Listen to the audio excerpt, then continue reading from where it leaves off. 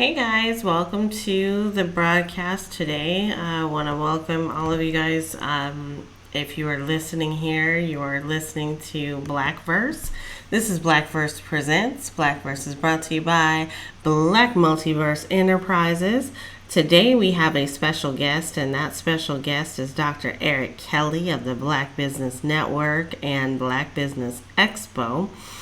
Dr. Kelly and the Black Business Expo have a initiative out here called the Black Business Olympics, and that Olympics is dedicated to making sure that there is a 24/7, always on, always active, always live, always uplifting broadcast of all Black folks all the time. And so Dr. Kelly has created something that is simply phenomenal. It spans the entire world, so it is a global movement of pulling together Black folks and being able to provide a platform that we can be proud to be on, and to share and shill our businesses and our ventures and the things that we are working on and need support and help with as well. And so Dr. Kelly and I had a very long conversation this week in Blackverse Presents, but we also had a very powerful, moving, and timely conversation where Dr. Kelly shared with us his journey as well as a whole bunch of his wisdom. And so we got to tap into that, just kind of understanding who he is a little bit more. And I'm really proud of this interview, and I am happy to share it with you today. Before we get into that, I do want to do a little bit of housekeeping and ask that everybody please do me a favor and click on the like or subscribe button no matter where you are watching this. So if you happen to be watching on YouTube, click like and subscribe. If you are watching this on our podcast, and that podcast is out there and it is called Meta Mind Shift, please go ahead and click the like or share button. If you happen to be watching on any other platform, please do the same thing, because you are going to help me out, and you're going to help our team out and help the crew and the Clubhouse and everything out. So if you are not a member of Clubhouse, go ahead and join that too, and then join up with us in Blackverse. You're going to be able to look up just Blackverse and click the follow button there.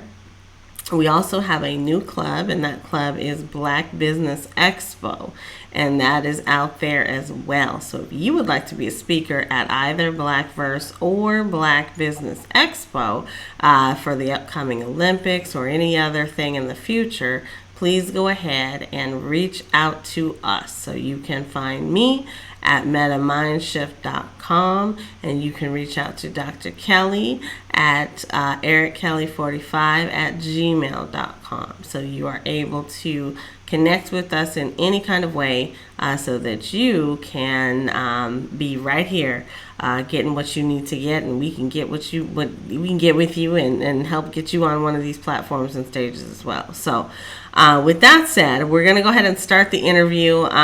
It is a rather long interview, but I don't apologize for that, because it was good the whole way through. So we're going to go ahead, and I'm going to share my other screen, and then I'm going to go ahead and click play. If you would like to watch this, the link is above at the top. So I'm going to let you go ahead and do that. We'll get it going, and here you go. Thank you guys for being here. This is Nicole, and my voice is resting.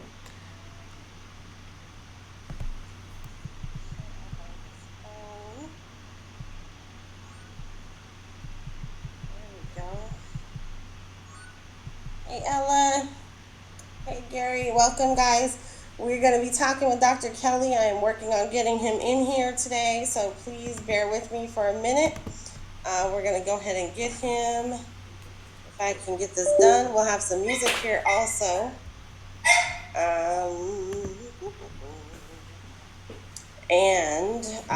Yeah, so give me just a few minutes. We're going to work on getting him in here. And you guys, while you're doing that, please ping some folks into the room. Please share the room. Please share this space in your Clubhouse hallways or in Twitter. And we'll go ahead and we'll be getting started here in a few minutes. I'm just walking into the house. So, hey, there we go.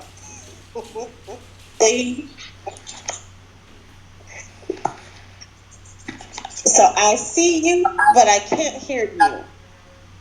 Can you hear me now? There we go. I hear you loud and clear. Oh, great. All right. We are in business. Okay, guys. So we got a job to do today. Please do me a favor and share this room out. You're going to want friends to hear this. You're going to want artists and anybody who's a creative and all sorts of other folks. If you're a Black business owner, you're going to want to be in this room. If you are an artist or somebody who's looking to transition into this space, you're going to want to be in here. My name is Nicole Maxwell, and you're here with us with family today at Blackverse. And today we are presenting to our community Dr. Kelly with the Black Business Network. He is over the Black Business Olympics. He has brought to us the Black Business Expo, and we're going to hear all about that today. But first, we need to get this room shared out. So let's fill up the room so we can celebrate him the right way. So please, let's do that. We're going to play a little bit of music here for a few minutes, and then we will go ahead and get started. So, we like to start things at 4:05, but today we're going to be starting them at just about 10 after. So let's go ahead and do that. We'll play some music. Dr. Kelly, sit tight. We're in business today. I'm glad to see you. Happy you are here. Are we recording? It is recording. Replays are on. Oh, right. Yes, sir. So everything is being recorded today. You guys, we are going to have just a casual interview. You know how we do here in Blackverse Presents. But then we'll open it up to questions. You guys can pop on up. The room chat is also alive. I'm going to also put the Blackverse link up in the top so that you can click on that directly. And then we'll be switching that out to share some of Dr. Kelly's links as we're talking to him. And so make sure that you share the room, make sure you share the space, and we will get that all taken care of. Join the club. The club is at the top. That is Blackverse. You're going to join the club in the green up there. I want to say hello to Phoebe SD in her absence, Sean, Ryan, Jimmy, Denise, Quincy, and Gary, Ella, and other Quincy, and then Dr. Tammy. Welcome to the space. You guys, we are here in Blackverse today. We're going to pump some music for a couple of minutes, and then we're going to go ahead and get started. That is what we're going to do. So we got about 2 more minutes, and then we will get started with today's session, an intimate interview with Dr. Kelly. And let me find some good music here. Man, it should not be that hard, but we're going to go with this because that's what we're going to do today.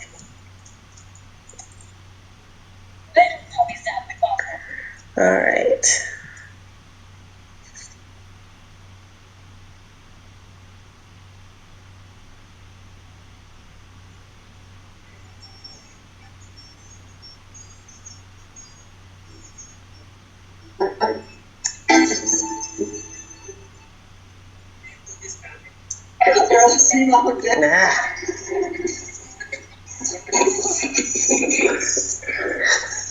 Of course, I would pick one of the longest songs in history of ever, but we'll get there in a minute. Here we go.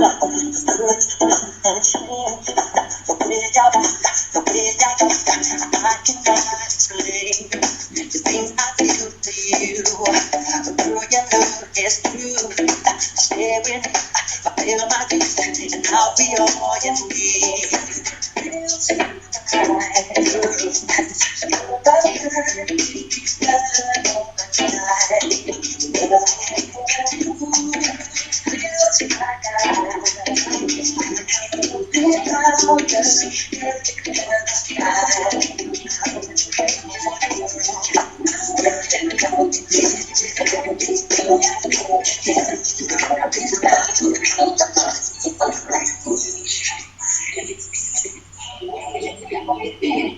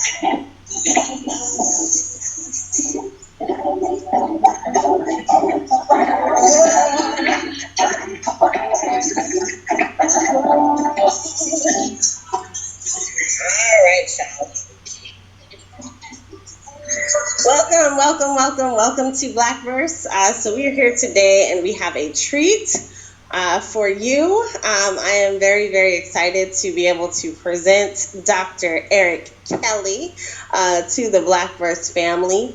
Dr. Kelly is an amazing gentleman doing some pretty amazing things, not just now, but all of his life. And so we are going to tap into some of that. Dr. Kelly, how are you doing today? Uh-oh, you may be talking on mute.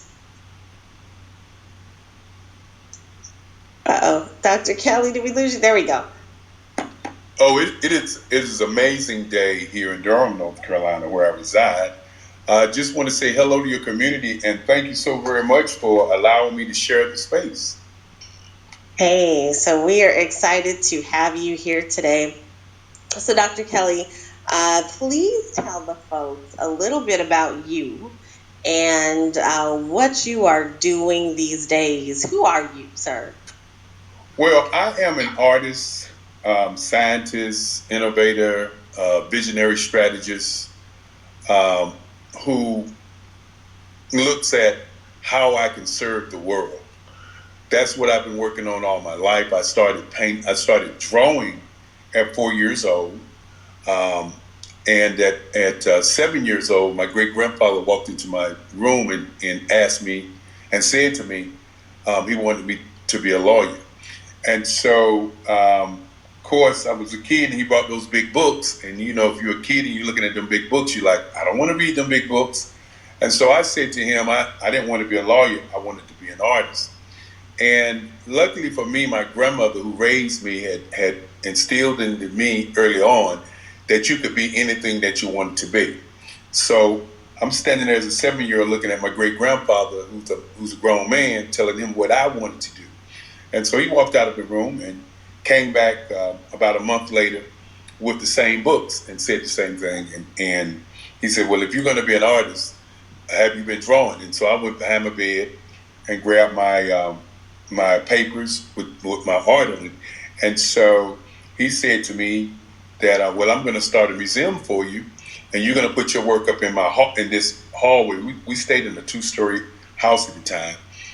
He was a pretty well-off black man. He worked on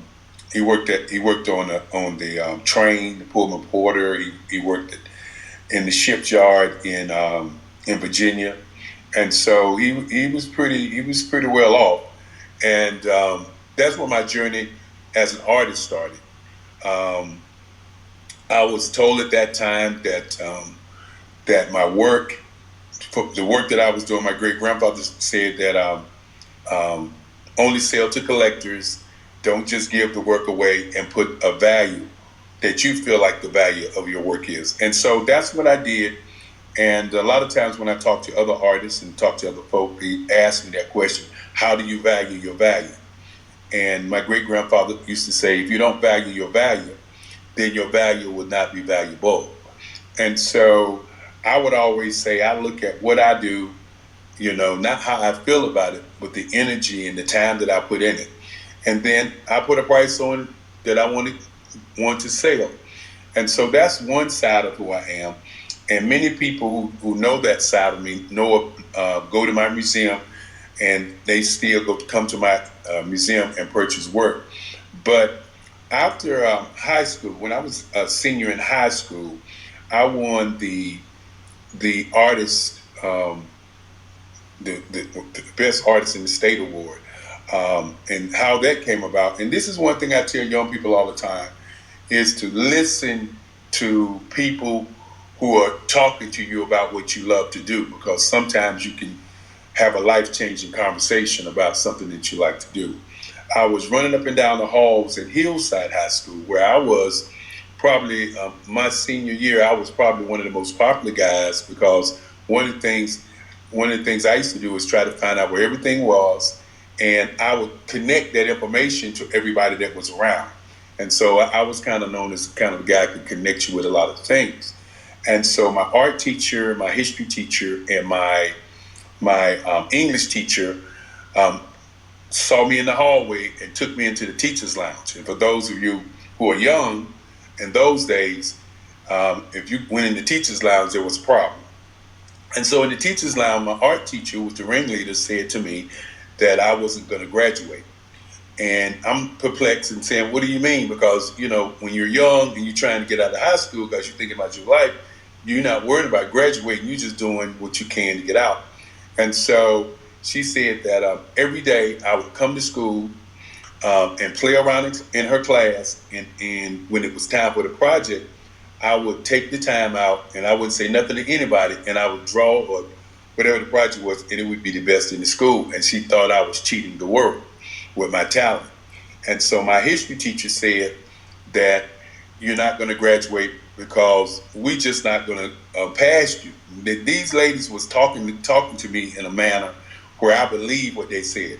Now, whether they could execute on what they were saying, I didn't know. But being a kid, I was like, well, I got to do something to get out of school.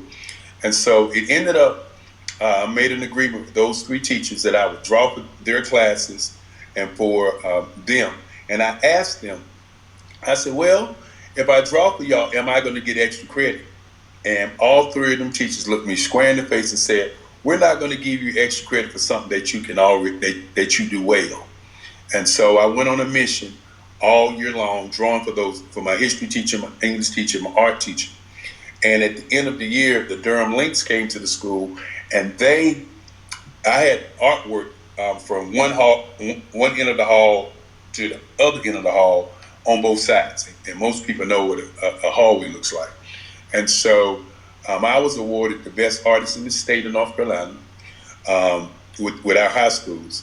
And after that, I got letters from a lot of schools, and then I took my portfolio to North Carolina Central University, where they had the top African American or Black art teachers.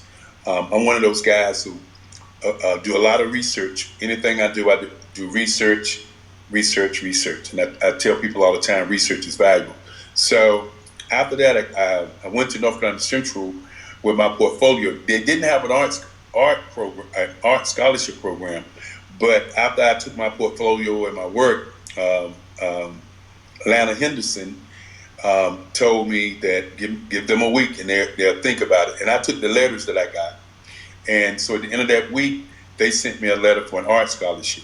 And so that's kind of the beginning of my artwork. Unfortunately, and I always say this when I talk about the story, unfortunately, I had a counselor who was an artist who was telling me about most artists would be starving artists. So I took that literally, like, I might starve. And so I asked him, what could I do so that I could earn me a living?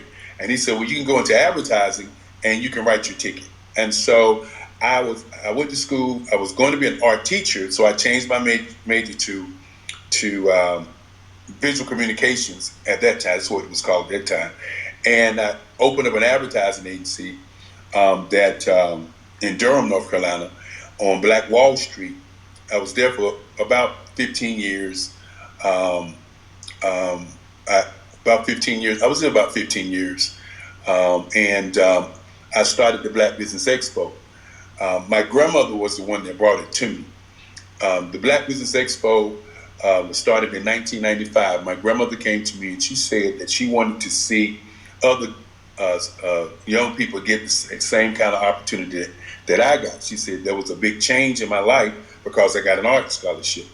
And so when she first brought it to me, like many people, I didn't believe in the project. So I took the project to the Black Data Processing Organization, who at that time I was the publicity chair and fundraising guy. And so I was telling them we could raise a lot of money with this, and I'm selling it. And so the president said, great. And so after about 2 months of me doing advertising for it, radio and everything, I come to a meeting and the president said they decided not to do the Black Business Expo. And now, mind you, I'm coming from a family where somebody does something to you, we just say, be quiet. Don't say anything, because what happens is the first thing that comes out your mouth generally is going to be something negative. So I went back to my office and my little brother came in and he was asking me what was wrong with me. And I was telling him about the Black Business Expo. And I told him that I had already put $7,000 in the bank because I was doing tabletop booths. And so he said, well, we ought to just go ahead and do it ourselves, which I never thought about because I'm a loyal guy. So I was thinking about the organization's money is the organization. And since they weren't going to do it, we decided to do it. And in 1995, we did about 93 tables. This was well before anybody was doing trade shows, because that's basically what it was. And so we did it for over 40 years. And we've given kids scholarships, and we've given scholarships to business owners also. And so when the pandemic hit, we were sitting there looking at what we're going to do about everybody's at home. And so we decided at the board meeting, I should say my mother decided, because my mother is really the person who runs the Black Business Expo. My mother decided that we was going to do some virtual program. And so I said to her, I said, we ought to do something like the Olympics. And what we ought to do is do a week-long event from 10 to about 4. And I was laughing and joking. And then my mother said, okay, well, we're going to do that and you do it. And so I went on this whole deal where I was telling all my friends and telling everybody what I was going to do. And everybody that I talked to said, it's not possible. It's not going to happen. Nobody, the attention span on most people are 8 minutes, 10 minutes. They're not going to look. They're not going to listen. And so, it had got so bad until I just had to stop picking up the phone for folk, because folk just kept telling me it wasn't going to work. And so one of my friends who has a network, he kept saying it wasn't going to work until I just hung up on him, and he was calling. I wouldn't pick up the phone. And so in November of 20, we did the first show. And I'm an old hat sales guy, so when I was calling people was giving me different times. So I didn't sit there and say, I'm just going to put it in a block. And so I ended up having a show from 8 o'clock to 8 o'clock at night, and 7 days. And what we did was we broke the show down to 7 days like a business plan. And the first day is black empowerment, inspiration, and education, which is on Monday. The Tuesday is advertising, marketing, public relations, and merchandising. Wednesday is black business and the internet. And then on Thursday was diversity, equity, inclusion. On Friday is how to bridge the digital divide, Generation X versus Generation Z, and now Generation Alpha. And then on Saturday, we did Black Business and the Culture. And on Sunday, we did Black Business in the Church. And so as we did the first one, we streamed it to Facebook and YouTube. And we hadn't started streaming it to LinkedIn and the other places that we're streaming to today. And when we went to the Facebook analytics, we did 38,000 people, and I was amazed because at that moment in 2020, I still don't understand the internet. I still don't understand the algorithms. I still don't understand a lot of things about the internet. But I did understand, because I'm a sales guy, that the numbers of 38,000 people that came to our show. So my mother decided that we was going to do it again. Last year, we did it 4 times last year. We had 48,000 people to come in February last year. Then the next month, we had 150,000 people. And the following month, we had 350,000 people. And then our last month last year, we had over 800,000 people to come, according to Facebook analytics. Now, one of the things that we realized is that we were sharing information, and we was doing it 7 days, 12 hours a day, and then we did a rebroadcast. We did a rebroadcast of the event, so to make it a 24-hour Black Business Network. And for those of you out there, if this is the first time you're hearing about it, you can actually go to YouTube and see the shows, all of the shows that we've done, because we did stream everything to YouTube. And we're streaming live now as March, not last week, was it last week? Week before last, we actually did our event again, and we had about 250,000 people to come. The one we did in January, we had 300,000 people to come.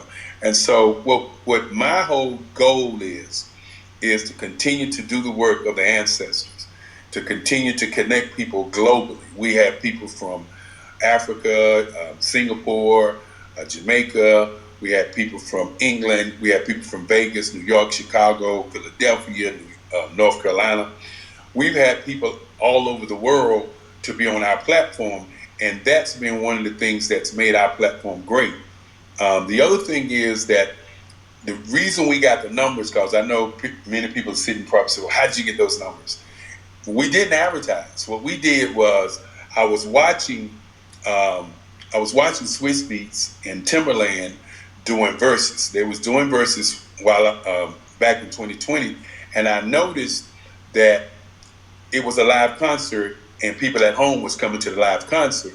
So I thought, well, if I had business owners talking about business and they were top business owners in the country, then if they invited their audiences, then I could generate some numbers. I didn't know it would generate these kinds of numbers. We do 145 speakers, and the average speaker has some 3,000 to 5,000 folks. So if you do the math and you say, well, 100 times 3,000, that's over 300,000 people to pull from.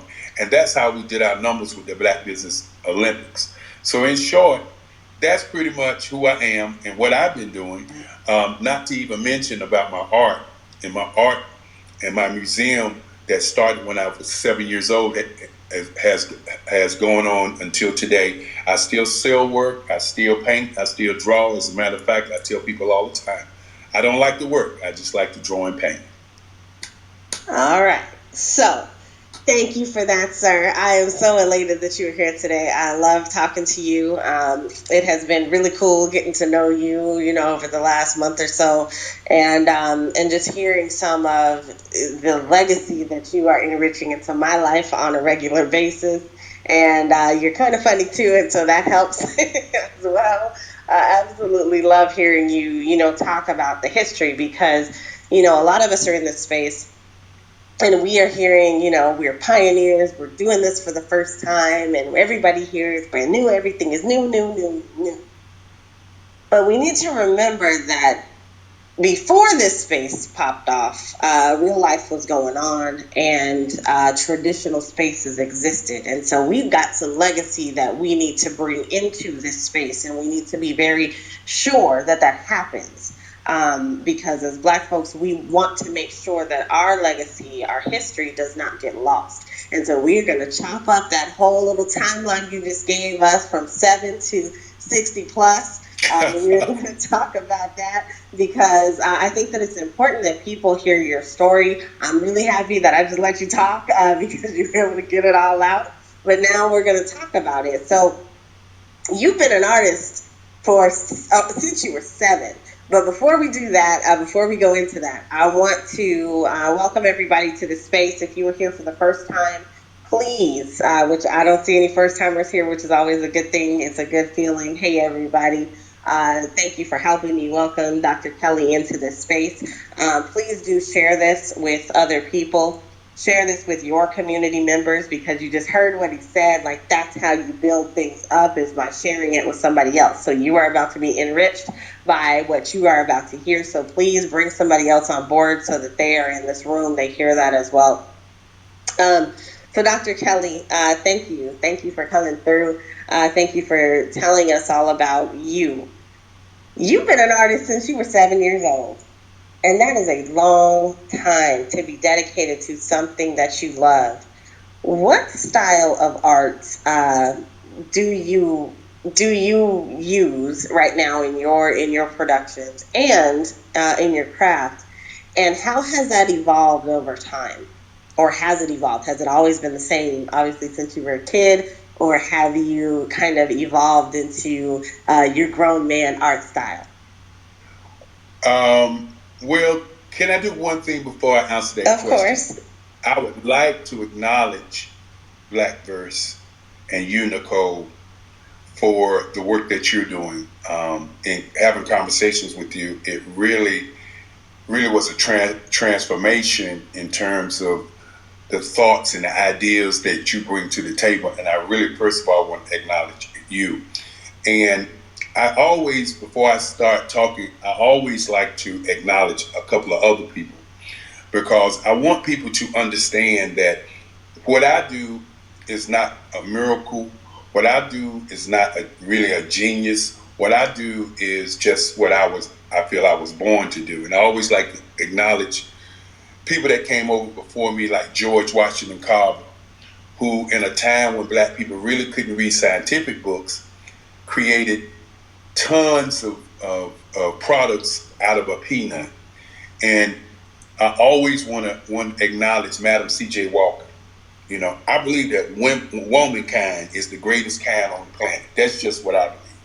You know, I was raised by my grandmother and my mother, and I always leaned to listen to what they had to say to me, and I think that made me a great man as I've grown. And the reason I always talk about Madam C.J. Walker because she was a millionairist at a time when racism was at its height. And if people would go back and just look at her life and look at her book and look at what she created, she doesn't get credit for being one of the greatest advertising geniuses on the planet. And last but not least, I always like to acknowledge Carter G. Woodson, the miseducation of the Black man.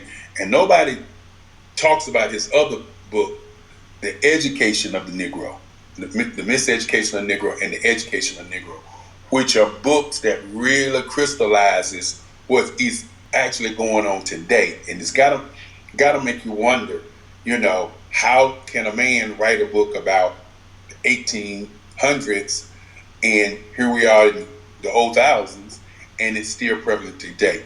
And I always like to acknowledge those people before I begin to talk.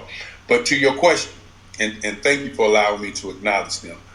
And to your question, when I was 4, I used to run around in the church, and my grandmother gave me a pen, and I started drawing with that ink pen as a way of, in terms of my grandmother, to keep me quiet.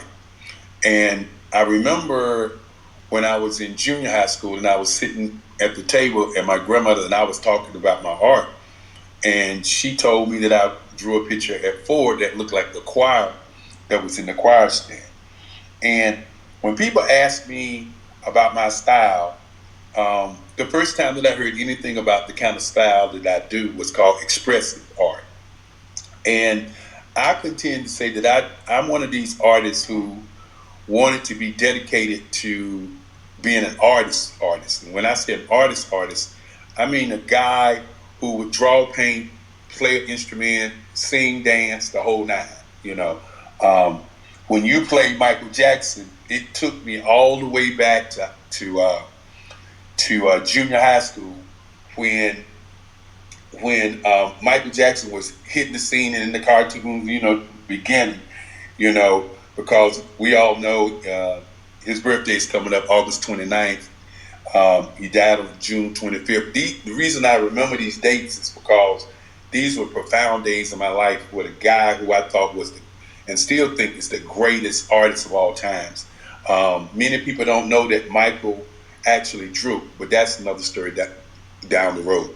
But when I get that question, I always say I just draw and utilize any materials that's in front of me. I do sculpture, I do abstract, I do work on cloth, I do pastels, and I do pen and ink. Pen is really my favorite thing to do is to draw with ink pen, because when you're drawing with ink pen, you can't make no mistakes. And, if you make a mistake, it's all over. So I just like the pressure of an ink pen. And then pencil, which my son says, when I draw with pencil, that I'm cheating. And he's also an artist also. And I would say that when you look at my work as a grown man, you're looking at what I term as neo-abstract expression. And what it is a form of art that I created, that I worked on creating, because many people who are listening probably um, have heard of a man by the name of Ernie Barnes, who's also from Durham. And if you're from Durham, and his strong legacy is the shadow over the city, all of the artists here that was growing up during my time, we all was trying to reach his level, and many of us was drawing like he was drawing. I was drawing like another gentleman when I was coming up by the name of Charles White. And for those who know a little bit about history, Charles White and Ernie Barnes used to have a little, what's that word, beef going, because they both was in California and they both were drawing different themes. And I think sometimes, and I didn't realize what a theme was until after I got out of college, when I started reading about these titans. And so I would say, if you go to my website, the erickellymuseum.org, you will see the style that I created. And one of the things I tell people all the time is that as I was drawing junior high school, in my mind, I kept saying I wanted to create something that nobody else is doing. And what I realized when you start studying all these artists, and you start looking at what they're doing, you notice that there's nothing really out there that hadn't already been done. And so I kept drawing and I kept drawing, and finally at 50, I finally discovered a style that I can actually say that's my style. Many people would say when I do pastels, that's my style, but my pastels are in between expression and and realism art, because I'm drawing something like somebody, but I'm adding an expression style to it. And so that's how I would answer that. My style is lines, colors, and expressions on canvas to denote human landscapes on your face. Ooh, listen, you're too much, and I love everything that you have put out into this world. I've seen so many of so much of your artwork, but I honestly have not been out on this site yet, and so I'm seeing some of these for the first time. You blow my mind when I'm able to actually look at these, and I think about, kind of the stories that you're telling. You have been here and you've been creating your whole life, and you call this neo abstract expressionism. And neo being new, abstract meaning different expressions. And I love that. Abstract, you can describe that in many different ways, but I describe it as different. So I love what you do. Tell me about this expression: vision without commitment is hallucination. Whoa. That's what's on the site. That You is the got me, first thing you I got me, saw. you got me. Well, when you look at whatever you're going to do and you don't commit to it, it's a dream. It's not a reality. You know, we all have a vision of who we want to be. We all have a vision of what we want to do. And we all have a vision of what it looks like. Some people can feel the vision. Some people can see the vision. And some people almost can touch that vision that's in their mind. But if you're not committed to it, if you think about it for a moment, it takes the same amount of time to do something small as it does to do something large. So if your vision is a small vision, or if your vision is a large vision, it really doesn't matter if you are not committed to doing anything about getting to that vision. And so I say that a lot of times because I meet a lot of people with great ideas, and we all know that the cemetery is full of brilliant ideas of people who didn't commit to that idea. And so I always say to people, because I'm a visionary strategist, that's what I do. I sit down with people and I listen to them, and then I break down what they've said, and then I point them in the direction of where they say they want to go. Okay. And then I command commitment to their choice to go where they're going. And I know we're talking about my art, but I say art and business is the same. You know, both of them are a creative idea that you come up with that you have to execute for it to happen. And so commitment, I believe that commitment starts when you start. And many times people think commitment, it's kind of like the chicken. It's kind of like egg and bacon for breakfast. We all know that the chicken just hatched the egg. Okay, came up with the idea, hatched the egg. But we know that the hog, he had to give it all up. So he was the one that was committed to that breakfast that you ate. I'm over here cracking up. The hog is the one who was committed. He was committed. I love it. It's true because you always got to have somebody who is back there planting those seeds, and I think that that's a lovely way to say that. So y'all go get some hogs. So we need some hogs out here to make some stuff happen.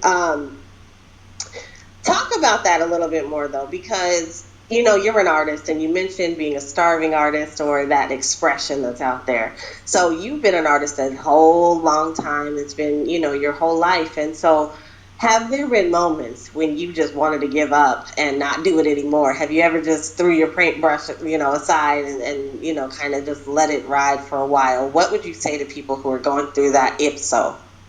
Well, I think one of the challenges that we have on this planet is that there are more negative things said than positive things said. And when you ask me the question, did I ever decide to throw the brush away or stop drawing, stop singing, stop dancing, as an artist, stop playing the instrument?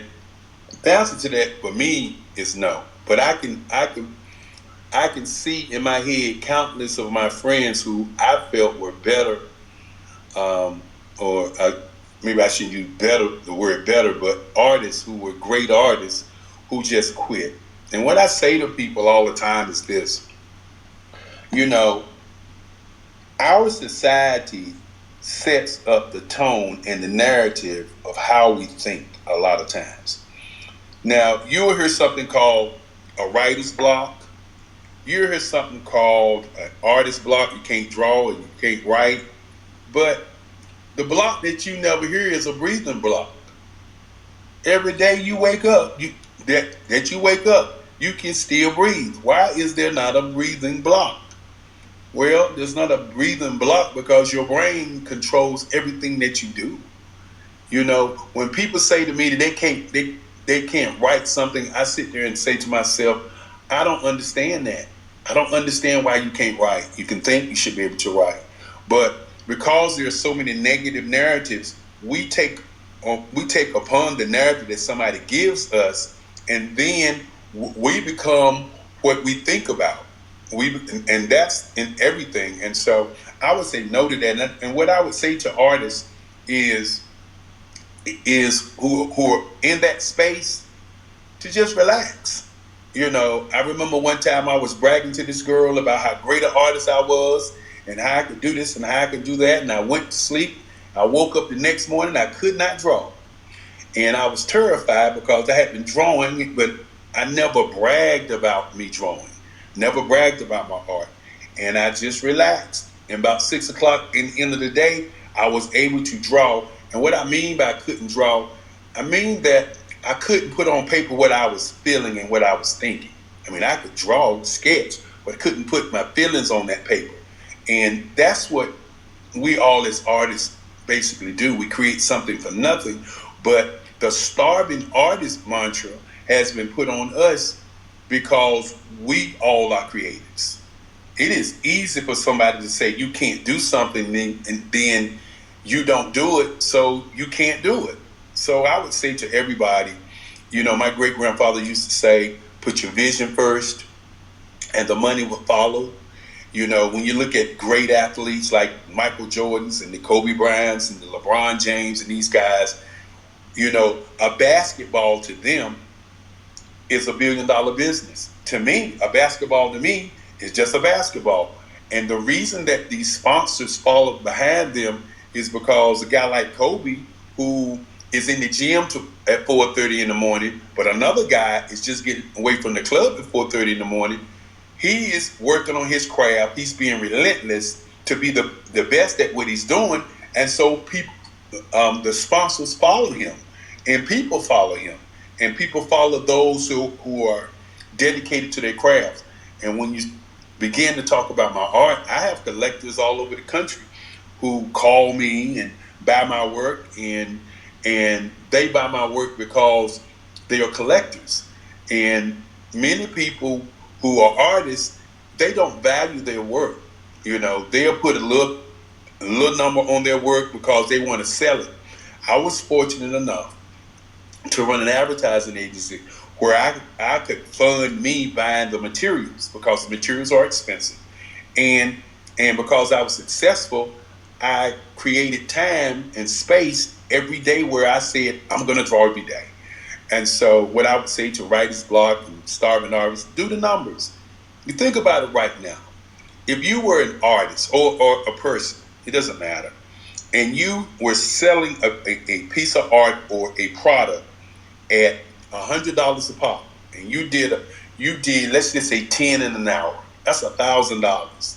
If you take that $1,000 and you multiply that by 8, that's $8,000.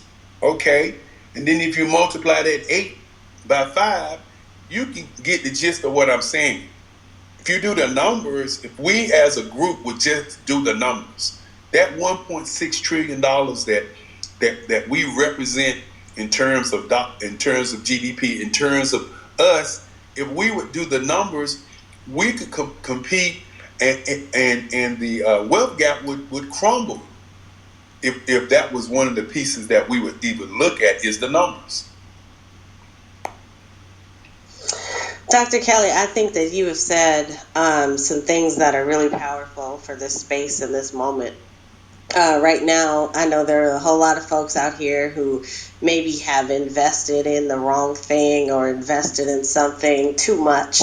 or over leverage themselves is what we call that, and they are in the state right now where they're having to deal with that and resolve that within their own finances, within their own homes and households. So if that's somebody here, take what he said and apply that to your situation, because it also applies there.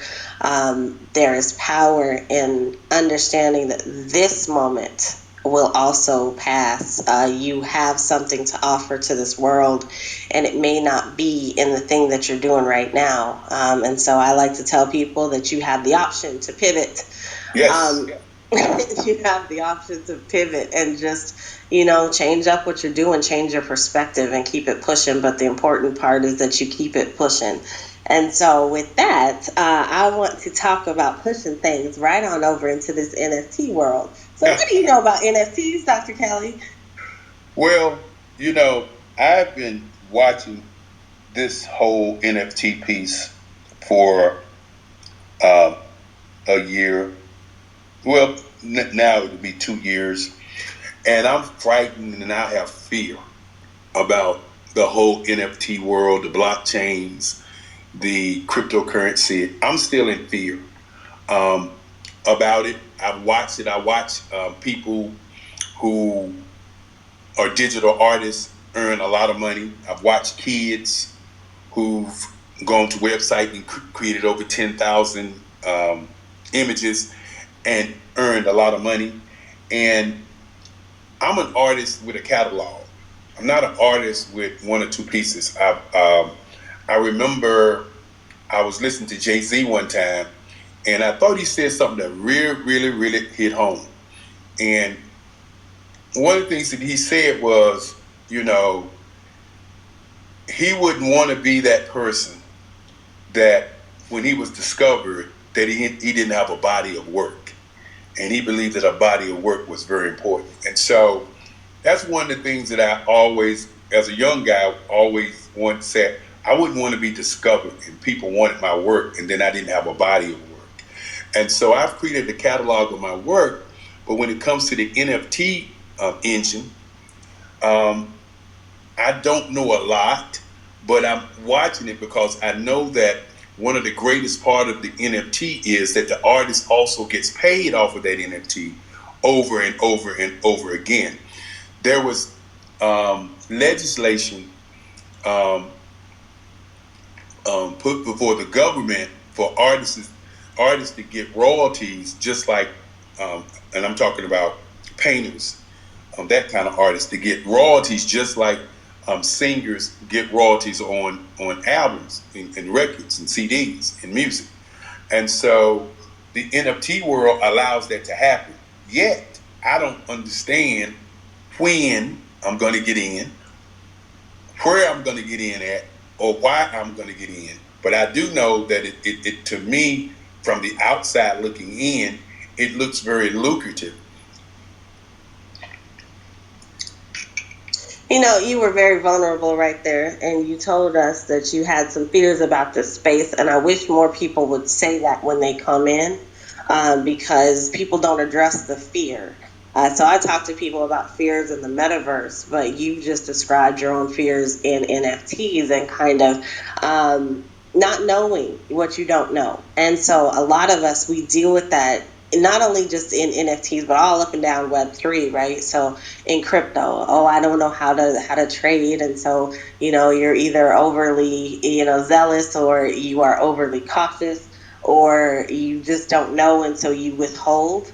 That happens in NFTs. So you tap into these projects that have no value whatsoever, other than providing you with a cool little something. And maybe for some folks that's cool. And then other folks come in and they jump all over projects and say you must have utility. And so we have to look at the roadmap and dissect the white paper and do all that kind of stuff. But I think that it's important to know that it doesn't matter how old you are. It doesn't matter what level of skill you have. There are some fears that this space unveils in everybody. And so I think that we need to all just be a little bit more honest about, kind of the reality of things and where we are and what we have. This space is amazing. Don't get me wrong. We talk about, some really innovative things and some really innovative things are happening in the space, not only with technology, but with community. Man, some great things are happening with community. But I still feel like we all kind of act like everything is just, roses and pretty little gardens, and we don't necessarily say, some bad stuff happened unless we're talking about a rug pull. So, Dr. Kelly, a rug pull. I don't know if you know what that is, but I'm gonna say it anyway for anybody else who's in this room that doesn't know. And a rug pull in this space, when we're talking about Web3, is a project that has completely done wrong by the community and the standard that it sets for itself. So it's kind of like that black sheep of the family that just keeps making stuff look bad. There have been some rug pulls that have been unpulled, and so they've come back to a good space where things have been made square with the community, but they are rare. And so, when we have a rug pull, it's kind of like, oh, you're charging $8,000 for one NFT of a smiley face. That's going to be a rug pull. You kind of you feel these things and you feel them in your soul eventually, and it just don't feel right, so you stay away. But when you're first coming in, it's like, hey, I get a smiley face. Let me come up with $8,000. Where can I find it? Let me go sell my car real quick. That is the wrong attitude to have in this space. Don't do that, y'all. So I wanted to tell you too about those fears that you have, y'all. I don't do this often, but I usually will say if I am involved with something, and I am planning to be heavily involved with Dr. Kelly here in the next couple of months. We are going to help him bring this thing into fruition. So we're talking about how we can do that. I'm looking down at the audience and I'm seeing a whole lot of people that can help make that come into fruition. So Dr. Kelly, you're in the right space to put your collection, your catalog of artwork out into this world, and we can cement that for you onto the blockchain. But you guys, if you're here in the space, then you are here in Blackverse. So I want to welcome all of you who have never been here before. So I'm looking at you, George, Salmon, Metashark, Soma. You guys, welcome to this space. Please follow the club so that you get notified when the next room pops up. And I'm going to say hey to Kofi, Vernita, Cos, Fred, Forte, Ginka, Lucy, Dr. Tammy, Quincy, Gary, Ella. You guys, thank you for being here. Thank you for tapping into this conversation. We are here today with Dr. Eric Kelly, who is not only an amazing business person, doing great and amazing things down in North Carolina, in Durham, North Carolina. Let me get that right. But he's also an artist who has a collection, a catalog of his artwork from the traditional space that has lasted a lifetime and has been built up into a collective over the lifetime of Dr. Kelly. So, Dr. Kelly, I got a question for you. When you are selling your artwork, when you are creating a piece of art, what do you want people to take away from that? Well, I want them to walk away with a sense of change, a sense of emotion, a sense of I'm looking at something, he's saying something to me, and I get it. The most important part, for those who have not seen my work, you will notice that I paint very large portraits. And those portraits from time to time go off the space of the canvas because I want the work to dominate you. I want the work to kind of get into your system. I want the work to lean toward an emotion that you have deep inside in terms of how you feel. I don't ever say, I think one of the biggest challenges that many artists have is, labeling what their work is. I used to put a title on all of my work. And then I went to a school and did an art show for a bunch of kids. And I'm sitting there and I'm talking to the kids, and you know, when you got little kids, you just say whatever you want to say.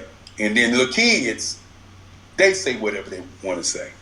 And so I had a piece of work there, and the name of the work was it was a picture of a black man riding a horse across the Mississippi River with holding up a baby in some wrapped clothing, escaping slavery. That's what the picture was. And so the little kid asked me, he said, "Why did you name that crossing the Mississippi?" And at that moment, I thought about, okay, that's what I titled it. But he said it looked like a baby, a man, and a horse. And at that moment, I stopped titling my work because I wanted people to come in my space and come up with an idea of what they think it is, not what I think it is, you know. And so when I'm doing a piece, I want people to come from where they are. I want them to look at it and say, "This is what I get out of it." If many people will notice, I don't put numbers on the athletes that I draw, or if I do sports, I don't put numbers on them, because I realize if I put if I put a 23 on a red jersey of a black guy with a bald head and shoot a jumper, and most people would think that's Michael Jordan. But what also they would do is they would look at it to see, is it Michael Jordan? Then they would look a little closer and say, okay, it's Michael Jordan, it's not Michael Jordan. They've totally missed the art part of the work because they're looking at what is perceived to either be something recognizable to them as a number, as a name, as a title. I love that. I love that. Let me ask you something, and if you don't want to answer, that's fine too. But there was a time in your life when you experienced something traumatic, and it changed some things for you, or it caused you to get greater clarity. Can you talk about that crash? Well, yeah, that was a defining moment in my life, and it was like 7 years ago. I was going to the grocery store, and I used to drive this van, and it was my store. You know, I would go to places and I pull my. It was one of those high top vans that I could open up the door, and open the back door. I put steps on the back part, and you could walk in the front part, and you can walk through my van, and you could buy art. It was my store. Okay. I say I'm a scientist, so I'm always thinking of how to do something a little bit different. And so I was going to the grocery store, and I'm at the stoplight, and I'm just sitting at, you know how it is, you're just sitting at the stoplight.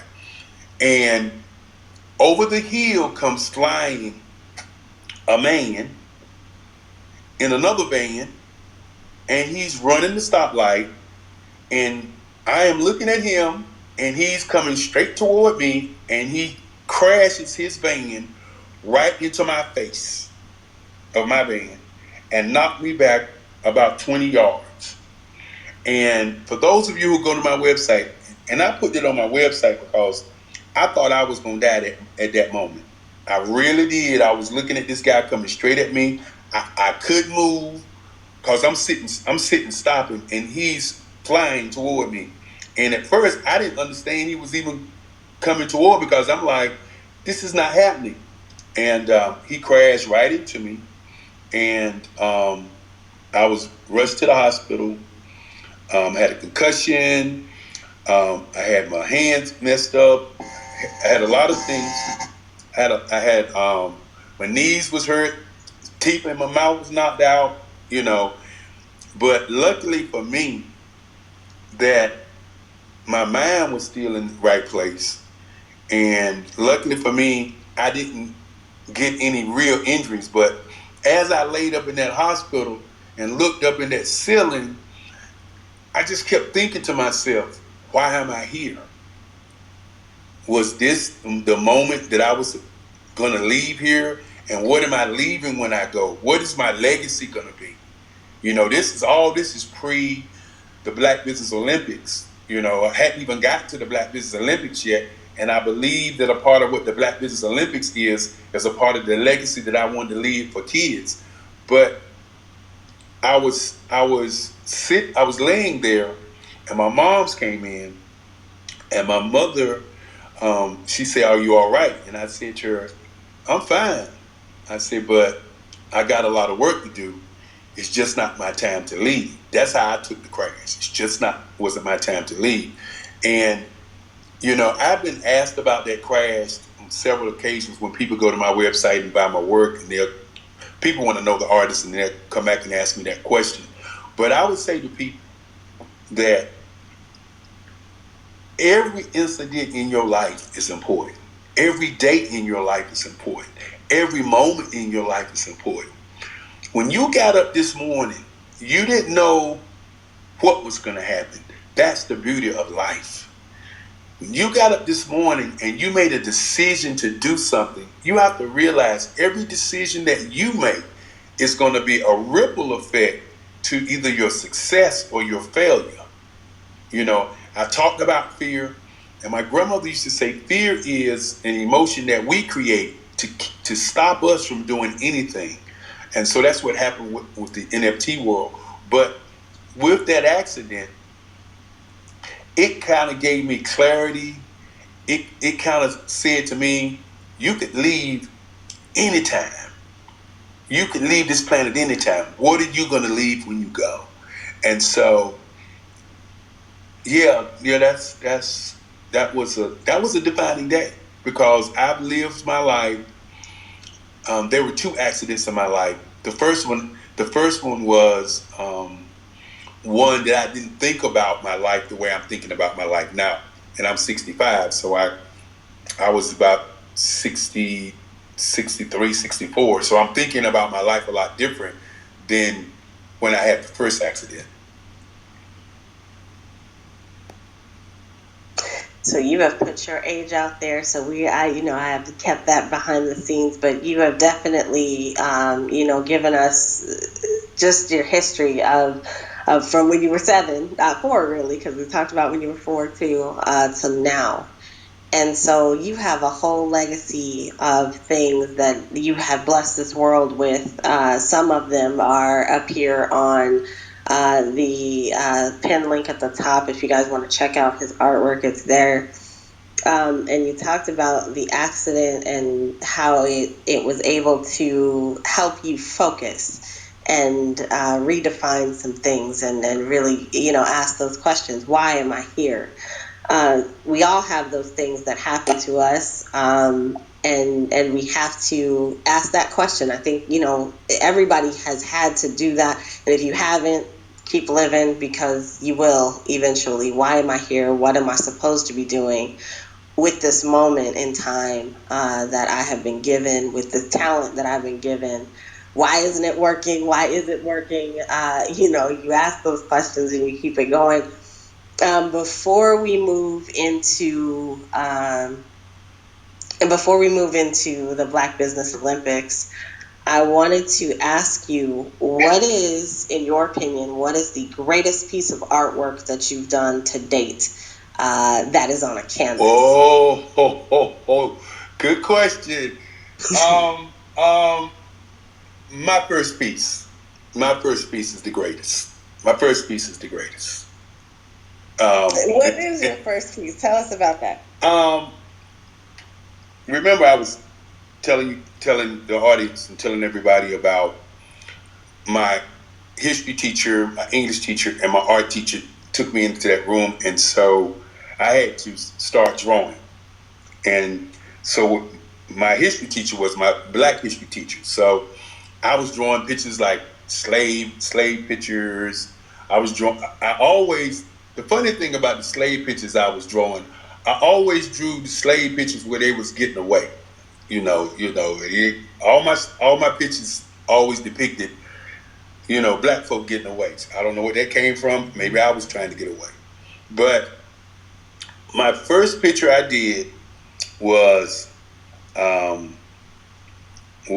slave with a ball and chain, running, going through the forest. It was called Slipping in the Darkness. And you can see the slave, he got on some jeans, they're all torn up, and he's looking at you like, I'm getting ready to do something, I'm getting ready to go. And to me, that's my greatest piece, because I had never painted before in my life. I was doing pastels, and my pastel game was just off the chart. I could do that with my eyes closed. My pencil game was great, but I had never painted on canvas. And I remember when I kept asking my teacher questions. I kept asking. And I got on her nerves. And then she said to me, "You're an artist. Just put the paint on the canvas. You will figure it out."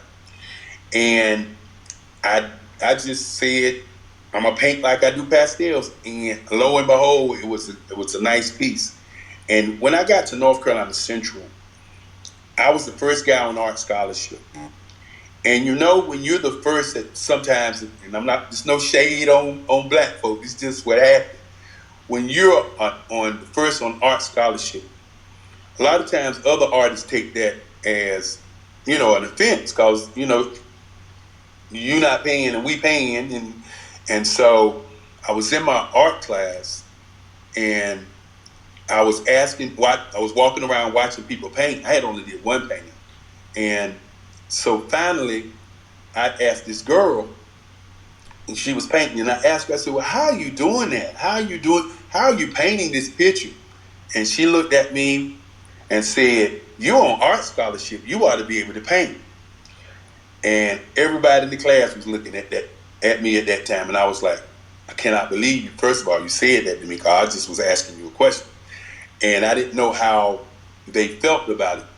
And so I went over to my chair, and I just sat there, and I thought to myself at that moment, I said, I just thought everybody accepted that we are artists. And because I was raised that everybody has an opinion, and whether you like their opinion or not, it's still their opinion. And so I walked out of the classroom, and that was on a Tuesday, and the class was on Tuesdays and Thursdays. So I walked out of the class on Tuesday. I was real upset. I went home, and as I always do when I have a challenge, I go somewhere and I sit down and I think, because my great grandfather said the number one thing in the world is to think. Number two is sales, but number one is to think. And so I sat down in my bedroom, and I said to myself what my art teacher said. She said, just put the paint on there, you will figure it out. And so on that Wednesday at about 3:00 in the afternoon, I went in the art department. Nobody was there. And I got in there and I painted from 3:00 to 4:00 that morning. And put my sheet back over my painting like I would, that's tradition. And Thursday, when I came to my 11:35 class, everybody was standing around my art, and somebody had pulled the sheet down. And you got to mind, y'all got to think about it now. I do have an ego, like most kids have an ego. I'm still mad because I know I was embarrassed the other day. And so I just walked on through the crowd, put my stuff down, and started painting. And somebody said, "What are you doing? That's not yours." And I turned around and I said, "It is mine." I said, "This is what I do." And they all just walked away. And then my teacher came in and made all of us start talking about each person's painting. And when they got to mine, I just looked at the students and I said, "Y'all don't know me." I said, "I'm from Durham." I said, "I'm here to learn." I said, "I was raised to learn and ask questions." And I said, "My feelings were hurt the other day when Sharon said," I still remember her name, when Sharon said, I had an art scholarship. I said, "I didn't ask for an art scholarship." I said, "The art scholarship came because of my work." I say, I'm here and I want to learn. And I think that conversation with the teacher in the class changed me, because my teacher said he appreciated me communicating that, because many times artists go into a space, or people go into a space, and everybody assumes they know everything about that space. And again, they are scared or fearful to ask the questions. And I always say the person who asks the question has the power, because they're looking to learn. Whew, you and these sayings, man. Just listening to you speak, I laugh, I resonate with it. But yeah, I'm over here chuckling in some parts. When you said you still remember that girl's name, her name was Sharon, y'all. Sharon out in Durham. We know her, and so we all have a Sharon, right? Like there has always been somebody named something that has gotten underneath our skin because they have made us feel a kind of way for either being in a situation or getting out of a situation that we've been in. It sounds like Sharon was a sister, so it's not always other folks outside of our community that get us, but sometimes it's folks who are inside of our community who make us feel a kind of way. And I think that that's just living, right? Like, so we're people, and we're people, and so people can do great things, and people can rub us the wrong way, and do some arsenal type offenses to us in life. I definitely have some folks who have done that. But we just keep pushing, and you were able to shine through that. You were able to come through and say, you know what? This is me. This is who I am, and this is why they saw the potential in me to give me a scholarship, yep. Right? So depending on your age, you may not have had those words, but that's really what that is. You got a scholarship because somebody saw something in you that was worth helping. And Nicole, it was worth helping you get there. Nicole, I want to say something else to that note. I talk about doing research, and in high school, I was researching all the schools because I wanted to go to art school. I had all these letters. I had all these letters from everybody, so I was researching, looking to find the right school. And I tell people all the time, it's not the school. I used to think it was the school. It's what's in you that makes the difference. And so, while I was in school, I was talking earlier about my counselor. My counselor was talking about a starving artist. And I took that. I'm one of these guys who I listen, and sometimes we can make a mistake. And so when I flipped from being a art teacher and being wanting to be a full-time artist, because I didn't have, a lot of times people don't have people in their lives that they can look to that can show them what a full-time artist was. So I didn't have that. And he told me to go and advertise. And I want everybody to hear this part. And so I went into advertising, and I was very, very successful. Black Business Expo, got awards, all that good stuff, all that blah, blah, blah, blah. Did TV, did TV for 30 years, radio for 40 years, wrote for the newspaper, all that good stuff as I was growing through my growth. And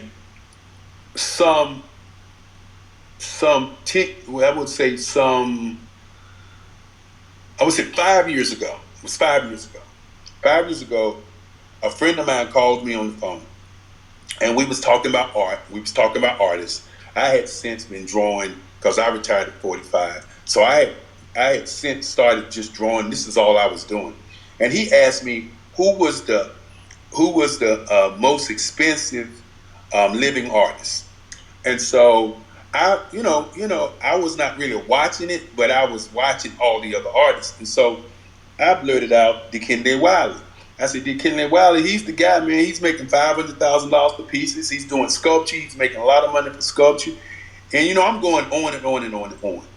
And the guy I was talking to was a very well-to-do businessman. He was a collector. And when I got through, he said, I thought you knew about your business.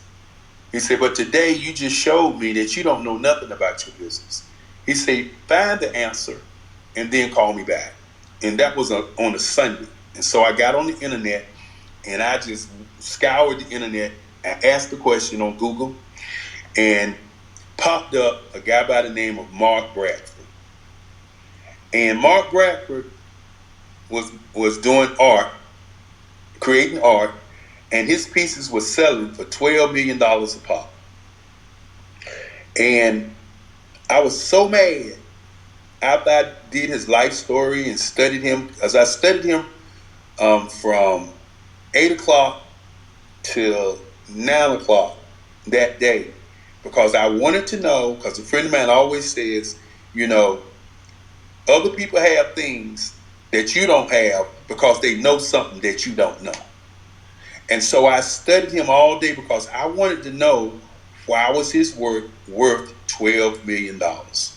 And I studied him and I studied him, and then I realized what the answer was while I was studying. And the answer to why his work was at $12 million was because he committed to his art and he continued to do what he was committed to. And by his commitment to his vision, the money came. And I'll be honest with you, I cried. I cried because I felt like when I was in college, instead of my counselor saying to me, you have a chance of being a great artist, he said, most artists are going to be starving artists. I remember that like it was yesterday. Remember the words. And what I want to say to people is this: if you commit to something that you love, if you commit to it, and you don't let nobody turn you around, and you keep doing and I don't like to say one thing, you keep doing that thing, you will be successful because you'll get better and better and better. And that's how my work has happened to me over the years. My pastels started $4,000. My paintings started $10,000, and they didn't just get there. They got there because I continued to do the work, and collectors began to see my work, and they began to value my work, as my great grandfather said. And I just wanted to say, because I know many people get counseling from people who never done what they're trying to do. They get counseling from people who talk about it but never experienced it. They get counseling from people who don't like them and did want to keep them from going where they're going. And what I always say is, you know, when you're doing something that nobody else has ever done, don't let people tell you not to do it, because it's never been done. Ooh, you are saying some words for these people today. Our community needs to hear absolutely every single drop of everything that you just said. You know, man, I'm not even gonna touch it because I'm gonna leave it where it was. It was beautifully put. There was a message in there for somebody. And that is you, regardless of whether you are going through the whole, oh, I'm a starving artist phase, or you are trying to value your work out on whatever platform you are putting it out there to share with the world on, or you are just feeling rubbed the wrong way, like somebody has stolen your joy. We have all been there at some point. So, man, I love talking to you. This is why. I hope y'all see. This is why I love talking to Dr. Kelly. I've been excited for this for the last week or so, the last couple of weeks, knowing it was coming up. But man, you have some really great sayings, and so I'm gonna transition us from your artwork over onto the business side. And so, Dr. Kelly, can you tell us why you like to put this out here? There is a phrase that you use, and it is "genius is common." But you guys, first of all, before we touch the genius is common phrase, I want to welcome everybody to the space. So thank you to the family that's sitting in the followed by speaker section. Welcome. If you were just now tapping in, and if you are in the other part of the room, first of all, I welcome and encourage all of you to stay here. This has been a great conversation. We are tapping in with Dr. Eric Kelly. and you are here in Blackverse. Blackverse is dedicated to the education, training, and advancement of Black people across the decentralized metaverse and multiverse. And if you didn't know, now you know. You are in this space, and I'm happy that you're here, but you're not here just to be idle. You are here to get to work. So it is 2022 and we've got work to do. That is the slogan for this club. We have to reach people and tell them that the metaverse is coming. The decentralized metaverse is where Black folks need to be. And so that is what this club is dedicated to. If you've never seen this club in your hallways before, please follow the club so that you get information and you get fed, because your Clubhouse hallway doesn't always feed you what you need to know when you need to know it. So that is what we are striving to do, is change the flavor of that hallway from the stale and not so good kind of funky taste that it has sometimes into something that's a little bit more spicy and will definitely fill you up. So you are welcome here in Blackverse. I thank all of you for being here today. We are talking with Dr. Eric Kelly, and he is an artist. He is a visionary. He is humble. He is amazing, and he is also the CEO, founder, and owner of Black Business Network. He is the hog behind the Black Business Network, Black Business Olympics, and the Black Business Expo. Dr. Kelly, tell me about Genius is Common. Well, Genius is Common is an organization that basically says that we all are geniuses and that our genius is common, which means that we're born with it. We utilize it in everything that we do, and it's a part of who we are. You know, sometimes, you know, I talk about, when I do history talks about the 7,000 years that the ancient Egyptians were here before the Europeans put down their first letter to become illiterate. And we a lot of times don't get credit for our genius. The Genius Common movement is the brainchild of a man by the name of Bruce George. And Bruce George, for some people who are in the room may know, Bruce George is the originator of Def Poetry Jam. He's the guy who he is a quotologist, as they call him. He does poetry, but he's a quotologist. And one of the quotes that he said to me, and he says many, you know, you talk about men quotes, you know, I can't hold a pail to this guy. But he made one quote of all his quotes that sticks with me every day. And that quote was, no matter what you do, your actions will snitch on you. And I always think about that when I deal with and talk with people. And so the Genius is Common movement, when we did our first show, I was reaching out to people for speakers and calling this person and reaching out. And I reached out to I was on the internet and he popped up on my screen. And I reached out to him, I emailed him, and he sent my number. He called me back, and then we had this probably 3-hour conversation about his movement, what he was doing. And he talked about how, you know, nobody was kind of accepting his movement or sponsoring his movement because it looked to be a Black movement. And so, you know, I'm doing the Black Business Network at the time. We're doing 145 speakers. We're doing 12 hours a day. And in my mind, I thought this would be a great addition to what we're doing. And so we partnered with them and we started on the journey of the Genius is Common movement. And it's just been phenomenal. All over the world, he has speakers all over the world who speak on our platform.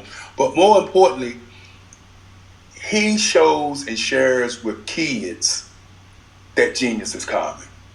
And I think a lot of times what happens to many people, when we're born, we're a blank slate. And we're taught to be who we are. People say, well, no, I wasn't taught that. Yes, we are all, because we were a blank slate. We had to get it from somewhere, whether it's family, friends, or school or whatever. We're taught who we are. And one of the things that I want to leave is for our kids to see us in our greatness. I want our kids not to be pushed down the rabbit hole and the narrative that the only thing they can be is actors, singers, and dancers, rump shakers, and rappers, and criminals, because that's what they get fed all day.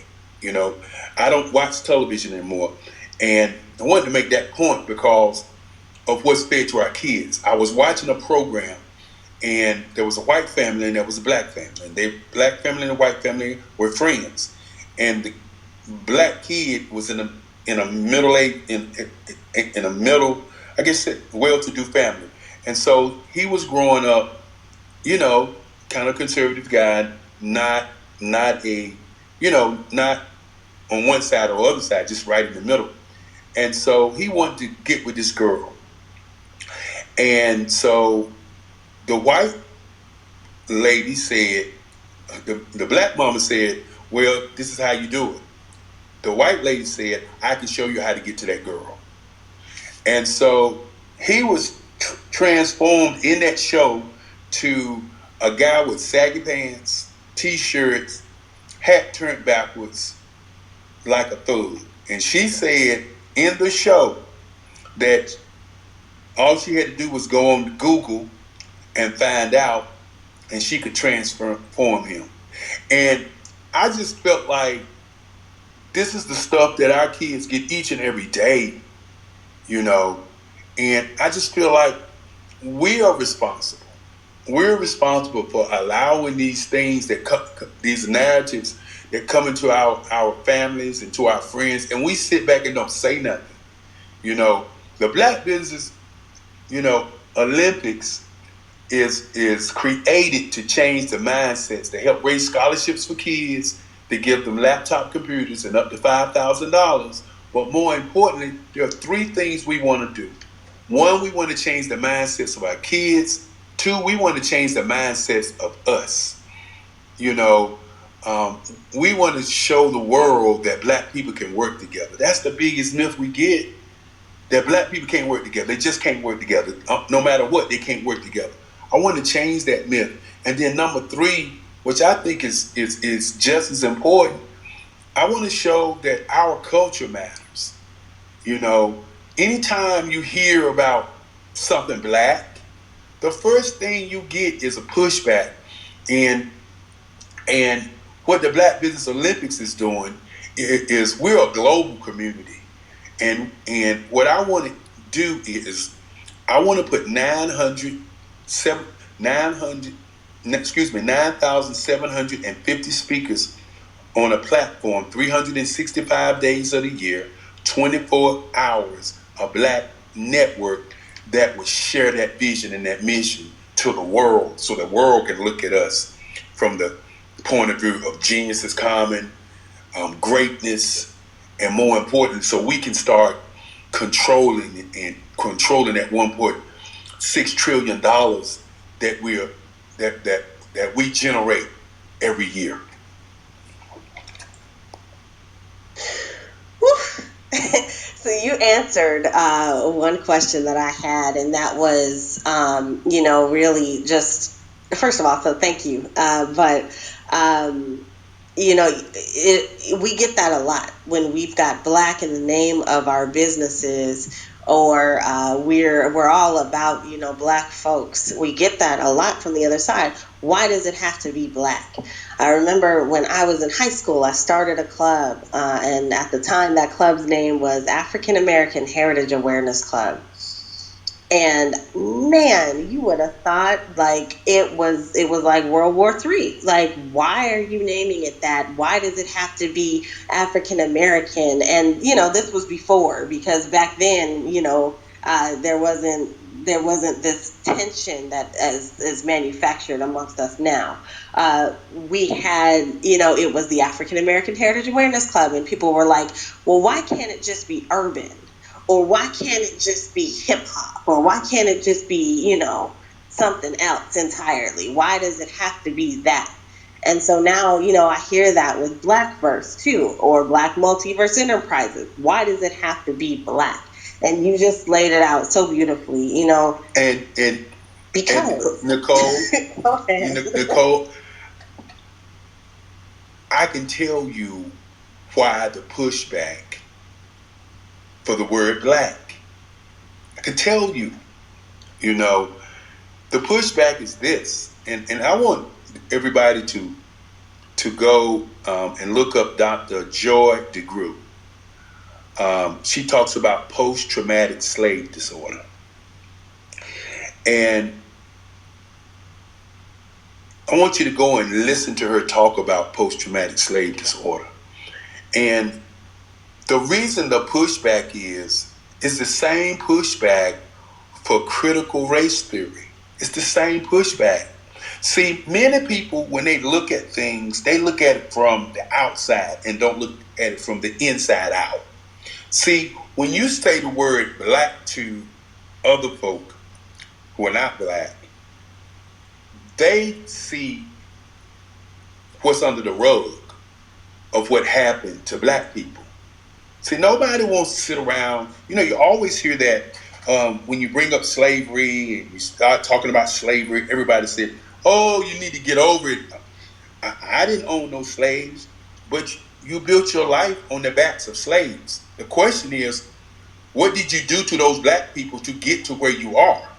And that's the part white folk don't want to have a conversation about. They don't want to have a conversation about rape. They don't want to have a conversation about castration. They don't want to have rape about selling your mama and your daddy, your sister, your brother. They don't want to have that conversation about they don't want to have a conversation about Black women were illegal and they still would capture the Black women and they would toss them off the bow, and the sharks would follow them to the ports. They don't want to talk about that because there's a sense of not only anger, but for Black people, but there's a sense of that Black people might rise up and do something. It's a sense of something might happen. You think about it for a moment, just for a moment. Why is it all the nationality, everybody else in the world can name something out about them, about what they're doing, and when Black people bring it up, it's always a problem. Nobody else but Black folk. And so we have Black people who are not Black people who get mad because you name something Black, and they'll be the challengers of what you're doing, and white people be sitting on the sideline saying, yeah, you're right. I want to just make one instance, because I'm in advertising. Many people, I'm pretty sure everybody saw the Juneteenth advertising that Walmart and some of the other stores was getting ready to do. And there was this big uproar about the Juneteenth brand being on wine, being on clothing, being on T-shirts, and the whole bit. And all of a sudden, because of the big uprising, they pulled everything off the shelves. And many people would say, well, Black people won on that deal. Well, that's looking from the outside, looking on the outside. But what I want you to think about is this. If you look at it from the inside, what really happened was white people got exposed that they were selling products and services off the back of our culture. And that door was swung wide open in that instance. And white people saw it. They didn't like it. They pulled it off the shelves. Because if you check out who was doing most of the complaining about it, it wasn't Black people. And remember, Black people don't have the power to pull nothing off nobody's shelves. But when that door is open and black people start to really see what's really going on, that's a problem for that $1.6 million that we have. Because if you think about all the black Wall Streets all over the country, think about it for a moment. Oklahoma was bombed. Durham, North Carolina was burned out. Chicago was burned. LA and Watts and all these people were burnt out. All the people that was burnt out were entrepreneurs. And all of the entrepreneurs and the business people, since they was burnt out, decided to do what? Go buy from other people. So the money that's supposed to circle in our community, when you look at the wealth gap of 141,000 to 14,000, when you look at that wealth gap and just imagine if all black people would open up a business, the wealth gap would crumble.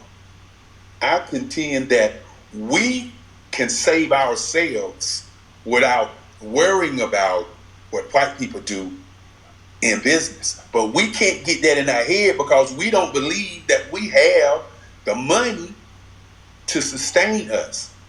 And I just wanted to say that about people that talk about why, because I've had the question, why is the Black Business Expo? Why is it the Black Business Olympics? Well, because corporations are targeting black people so they can sponsor, but black people need to support black people. I haven't said you can't support a white company. I haven't said you can't support this cause. I only said that my vision is to destroy the wealth gap globally, not just in America, but globally.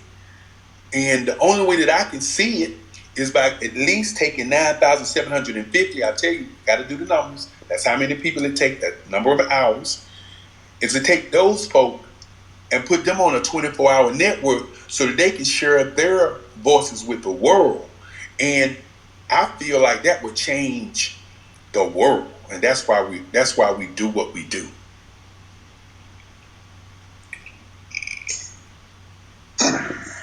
It is so needed, man. I love talking to you, and everything that you said. It is what's in our hearts, right? So, why has it got to be black? Because I'm black and I like being black. I like it. I love it. It is okay that I want to be around somebody else that happens to be black and like being black too, and they're black and black and black, black, black. There, I said it. So, and I love it, and I appreciate. Just look at this room. That's what I appreciate. Look at it. This is beautiful, man, and I love feeling this every single time this room fills up.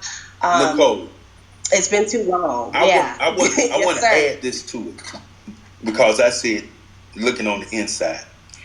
And I just want to touch. I don't want to change this conversation to critical race theory, okay? But I do want to leave just a little life changing. I don't do nuggets because nothing I talk about it is a nugget. Because when you say nugget, you reduce what you just said to something small. I say life changing comments.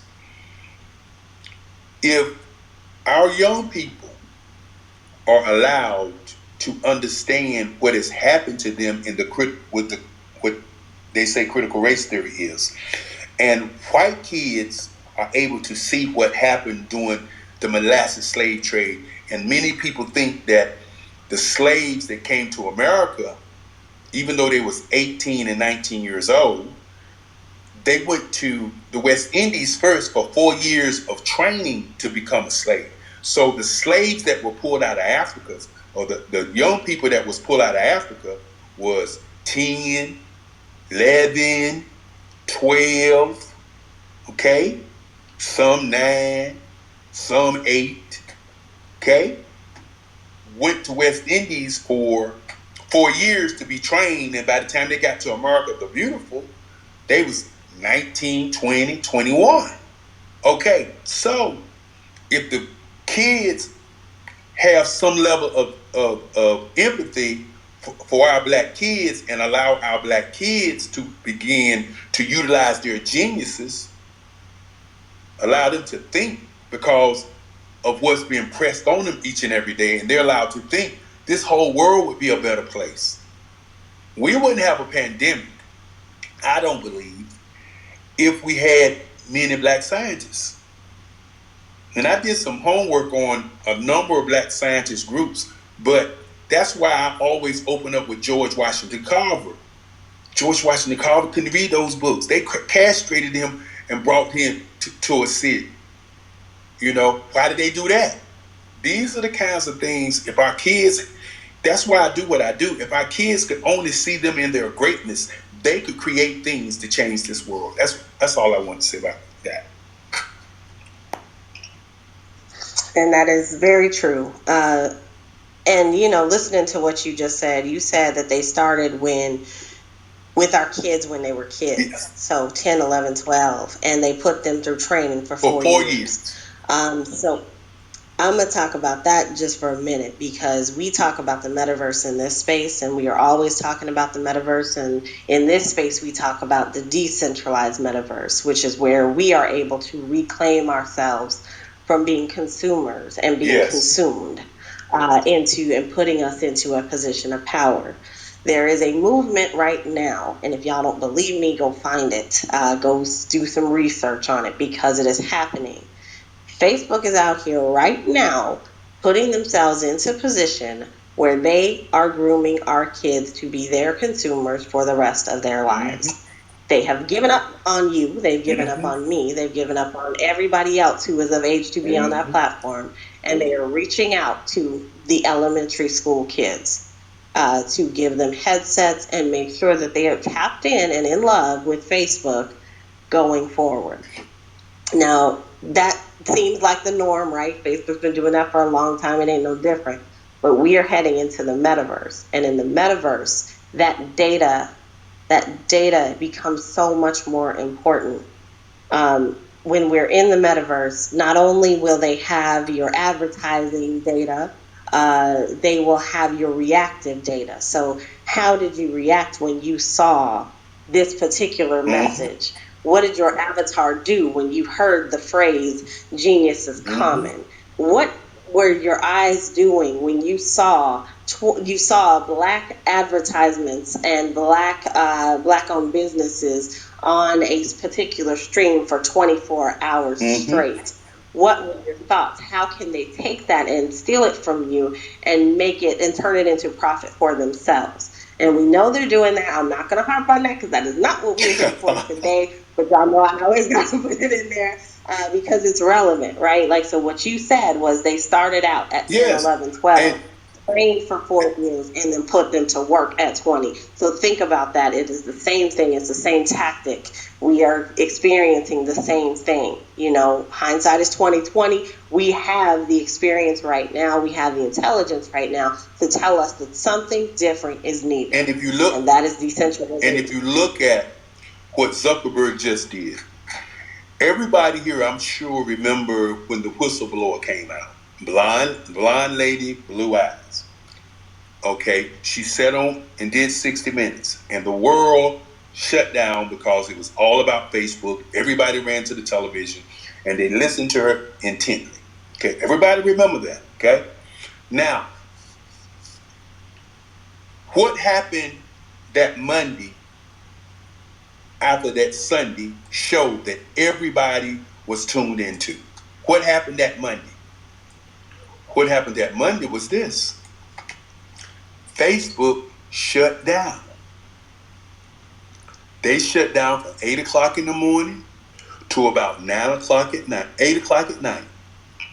Okay? When everybody came back on Facebook on that Tuesday, what was the conversation now? The conversation was about Facebook shutting down. What the whistleblower had done on that Sunday was erased.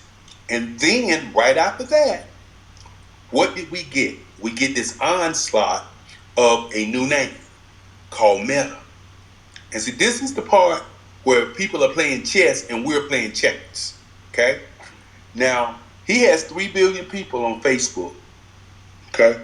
He already got control over them. He already know what they're going to do. But our young people are not going to go on Facebook they was running to TikTok because they weren't going to go on Facebook because their mama and their daddy was on Facebook. Okay, now, why did he start Meta? Was to get these young people. Now, let's talk a little chess. What is the average age of a person right now in North America? What is the average age of a person right now in South America?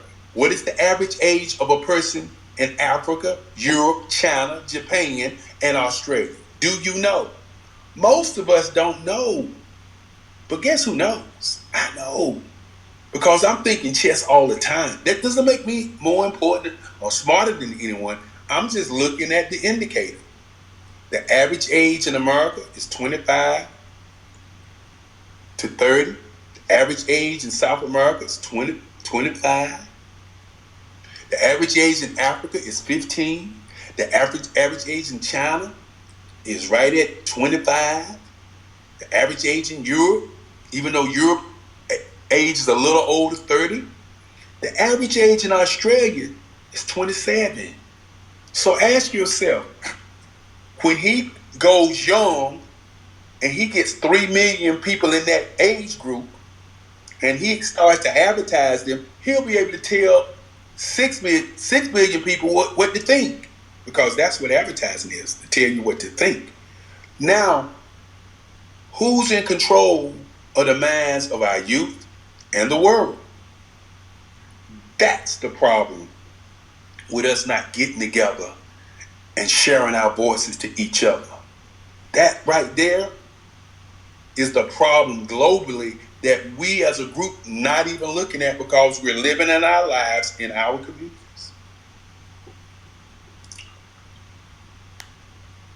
There's so many problems that we all have we all have a part to do and a part to play. And so you are playing your part, and your part is to get the word out. So tell us a little bit more about the Black Business Expo, the Black Business Olympics, and the Black Business Network. Well, the Black Business Network is a network that goes out to over 200 countries. And we also stream to probably about 10 social media sites also. We stream to Facebook, we stream to LinkedIn, we stream to YouTube, we stream to Roku, we stream to several different organizations who have Roku and Amazon Fire, Amazon. And what we are is a group that wants to connect Black people globally. That's what it's all about for the network. Now, the Black Business Olympics is almost like a university of business owners and entrepreneurs who can share their voice and build their digital footprint. And so what we do is we have speakers on 7 different days, as I said earlier, speaking to people all around the country, all around the world. The Black Business Expo that you asked about is the parent company of all of this. When I started talking about Meta and Facebook, you can look at us and say the Black Business Expo is a Facebook. The Black Business Olympics is Meta, because we're having our speakers to talk to the youth, because we believe that the youth who are the richest on the planet now, because they are young. We believe that if we can share information with our youth, we can change our youth, how they think, how they look at the narrative, and we can change their lives, and then they can change the lives of the youth below them. So that's pretty much what the Black Business Olympics is, the Black Business Network. And since I'm here, I might as well say it. Our next one is July. It's coming up in July, and we're looking for speakers who want to share their voice on our platform. One of the things that we do that a lot of people don't do is all of the speakers' information, we share that with you. We do about $14,000 worth of advertising for all of our speakers. We not only that, we talk to our speakers at a meeting called mastermind think tank where we do that 3 times a week, where we talk to business owners and have business owners to share their voice on the challenges that other business owners are having in their business. And so the Black Business Olympics is a brainchild of mine. It's the only one that I created. My grandmother created Black Business Expo, but the Black Business Olympics is an opportunity for us to share with our students, because our audience are in their telephones. Those 15-year-old kids in Africa, those 25s, all of our youth. And when I say youth, I'm not talking about the 13 and 14-year-old kids who are actually becoming millionaires right now. I am talking about the 25 to 35-year-old youth who are looking to find their way, and they need guidance. And what we want to do is provide some guidance so that they can be successful. Awesome. So I had the pleasure of being on last weekend, and Fred and Tammy are here. Dr. Tammy are here, and they were also on. So you guys, if y'all want to check it out, the website, I believe you can go on Facebook and search for Black Business Expo. It's there. That's Black Business. If you have that's Black Business Expo USA. There we go. And USA. I knew I was forgetting something. And you can go to YouTube and just put Black Business Olympics in, and you probably can put. We have a social media lady. She's just phenomenal. You probably can just put Black Business Olympics in Google, and then go to videos, and it'll take you everywhere that we are. All right. So y'all can go check that out. We have you can check into my Twitter because it's right there. I have my pin link does show the cover that I got, and I think it looks pretty fancy and snazzy myself. Thank you, sir. As well as, the links are in there as well. But I want to give everybody an opportunity. You've been talking a lot, and we've been conversing, have a wonderful conversation. I want to give everybody an opportunity to come on up. If you are here in this space, you have a question for Dr. Kelly, you want to talk, you want to just give some thanks, you can definitely come on up and do that. Hand raising is turned on, so if you want to tap into the conversation, come on up and do it. And while they are, pondering that, I'm going to send out invitations. So if you want to come on up, come on up. I am also going to ask you, Dr. Kelly, what do you think about the metaverse? And what are you doing in the metaverse? Because I can't let that slide. Go ahead. Well, when you ask that question, the first thing I think about it is the internet. Way back in the day when AOL was sending discs to our houses, and we all heard the on the phone, the static on the phone. And I was one of those who said, maybe, but I was already a rebel against the computer, because I felt like, as an artist, that the computer was created to erase artists. I thought the computer would be able to do everything, and the artists were going to be lost. So my mind was saying, I don't want to deal with it. But I feel the same way with the metaverse. But I feel a lot different. I feel like I want to deal with it because I'm working very hard to get in it. But I think that the metaverse is a chance for us as a people to own something that we can actually control and not be consumers to the metaverse. There are different blockchains, there's different cryptocurrencies, there's ETH, there's a lot of stuff that's out there. And we had an opportunity, just like I said, when the internet came aboard, nobody knew the internet was going to be what it is today. And I always say it takes about 10 years for something to really get to a head. And I believe it's only about 1% of us even dealing in this space. So if I were to look at it now and look at it from 10 years from now, it's just like the cell phone. If most of you I don't know who has iPhone or Androids, but if we just sit back and say, okay, we at iPhone 13 right now.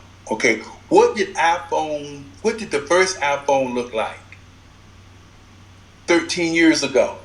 That is what I see with the metaverse. 10 years from now, 13 years from now, man, you're going to have a digital twin. That digital twin is going to be able to order stuff and it's going to come to your house. You know, I think the pandemic did something that a lot of people have not recognized. The pandemic helped us on this whole voyage and this whole leap toward the metaverse. Because before the pandemic and people were stuck in their houses, nobody would have believed that we was going to go on Zoom and have meetings and go on all these other apparatuses and do conferences. Because we were talking about how we was going to get paid, but nobody knew how we was going to get paid because nobody was at home to deal with the internet to see how we was going to get paid. So I think 10 years from now, it's going to be crazy. Because we talk about avatars where we can walk around and we can go into rooms and we can walk up to somebody that's on the other side of the planet and talk to them. And you got to imagine if okay, I'm going to tell everybody on here what I think's going to happen. I think that a company, and I've been researching this company, is going to invent not eyeglasses, but what is the thing, the lens you put on your eye? What is that called? The contact lenses. I believe that some company is going to create contact lenses that are going to be so powerful until you're going to be able to experience the metaverse in the universe. That's what I think. That's what I think is going to happen, because you got the Oculus, and you got all of these other things that people want to put on their heads, and people are already complaining about them. You know, kind of like when the internet was happening, people was complaining about, you know, I got to plug in, and then time somebody called it, then I'm knocked off. I think that somebody is going to create. Now I'm gonna tell you guys and ladies that there is a company who's doing something similar called Mojo, so y'all can go and look them up. But I believe somebody's gonna create something so powerful till you can put some contact lens on, and you're gonna be walking around, and you're gonna be able to read speeches right in front of you. You're gonna be able to see distances and all that stuff, and you're gonna be able to come home and close your eyes with those contact lenses on, and by virtue of your eye movement, you're going to be able to travel in and out of the metaverse. And the question is going to be, while you are in the metaverse, who is going to control the universe? Oh, Dr. Kelly. See, this is what you do. This is why I love being on with you. There are the contacts, and what you don't know is that here in Blackverse, we watch movies to help us to help folks kind of understand what the possibilities are in the future. And a couple weeks ago, we were watching something. Maybe you've seen it, maybe you haven't, but it was called Black Mirror. And Black Mirror is a series of different shows, different episodes that help you kind of think about technology differently. So there's usually something malicious that's gone wrong with some form of technology, but in one of them, there is an implant that goes into your neck. And it also has a component that allows you to rewind time in your eyes. And so it's like a contact lens that you can actually put out there. But there is a company working on it. You said the name Mojo, so I'm going to go with that. We talked about that in my Web3 room a couple weeks ago. So, you know, this space is moving fast. It's catching up to us. But what's cool about this space, though, is that we've been here for decades, and just, you know, we have been thinking about this stuff. Like, if you look at movies, if you look at games that have been out here, decades ago, we were doing this kind of stuff. And, you know, for gaming, maybe it's been a decade, but it has been out here, and we've been doing it. But we've been doing it in these very non-connected ways. So I have a game, I have an avatar, I sell my goods and my trade, that platform owns it. I can't leave that platform with all my stuff. When they shut down, I lose it all. It goes away. And so we have the opportunity now to change that and place that ownership on the individual. And so that's what we're excited about with the decentralized metaverse and talking about all of the great things that it has for us in the future. Thank you for that, because we've got this recorded, y'all. So we just heard a visionary tell us his vision of the metaverse in the future. And parts of it are already coming to be, and parts of it other folks are out here working on. So it's not too far fetched, is my point. I want to welcome to the stage Dr. Tammy. Dr. Tammy, you had the opportunity to go on to the Black Business Olympics as well. So I'm going to let you tap into the stage. Dr. Tammy, the floor is yours. Hello, everyone. Hello, Nicole. Hello, Dr. Kelly. Thank you so much for joining us today and sharing with us today. It was interesting. So let me talk about what Nicole said, and then I'll talk about what I was thinking. So if you haven't connected with the Black Business Network, definitely do that, y'all. It's amazing. Have some amazing speakers and amazing content. And you get to hear different perspectives. So I've really enjoyed that. Now, I will say that my journey with the Black Business Network and Black Olympics has been really funny. And so I'm thinking the third time's a charm, because both times I've appeared, it's been interesting. I think. Anyway, so I'll tell the story just because I think it's funny, and it is what it is, right? So the first time I was on there, I'm in Central Time Zone, and they are in Eastern, and I always talk about how those people who are in the Eastern Time Zone are elitist. they think that's the only time zone that exists. And so when they were telling me time, and I work with people around the country, so I'm used to different time zones. But typically I'll say my time zone, but then I'll also say it's CAT, WAT, wherever I am, whoever I'm talking to, I'll mention it in their time zone. Well, that really didn't happen. And for some reason, my brain didn't do the translation. I just thought 10 a.m., that's 10 a.m. my time. That's what I put on my calendar. That's what I had. I was ready to go. And then I get a call from Miss Maxine saying, "Hey, where are you?" I'm like, "I still got 30 minutes before you told me I needed to be on. I'm good." She's like, "No, it's Eastern." I'm like, "Oh, okay." So I think it's so funny because I think they marginalize those of us in other time zones. But that's a whole nother thing about Blackness. But so that's just a running joke that I mentioned. But and then the second time, my internet just wonky, just all of a sudden. So it's been weird. So I think the third time is gonna be a charm. We can't wait. We can't listen. He gives me the opportunity. We can't listen. Your voice, and what you talk about is what people need to hear. And sometimes I say to people just don't know how powerful they are until other people really listen to what they have to say. And I want to tell you again, thank both of you ladies so very much for being a part of the Olympics. We know we're on the right side of history with the Olympics, and I keep saying we're going to push on until we get to that goal. But thank you so much, Tammy. Now, Tammy, what is your question? Okay, so I don't know if I have a question, but I really I just wanted to say how much this conversation has validated how I operate. I think that I'm very eclectic, and I know people will try to put you in a box and say that you do one thing. So my day job, I am an associate professor, so I'm an educator, but it's in literacy. Has nothing to do with tech, has nothing to do with business. It's literacy, reading, writing, speaking, and listening.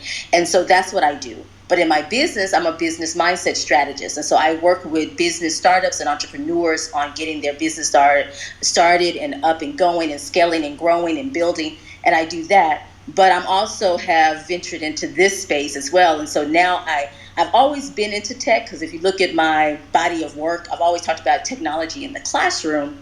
but not necessarily in this space as the metaverses that we're talking about now. And really, blockchain is kind of my love. That's kind of where I, start any conversation is from that point.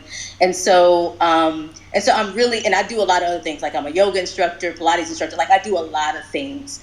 And I think hearing your story about being an artist and doing a business and advertising and doing the different things really validated that. And I really like the full circle moment you created for us today, because you talked about your first art being about freedom. And you said, you didn't use that word, I'm using that word. You said it was slaves running or getting away. Mm-hmm. And so when I thought about that being freedom, and it's so symbolic to this space mm-hmm. right now.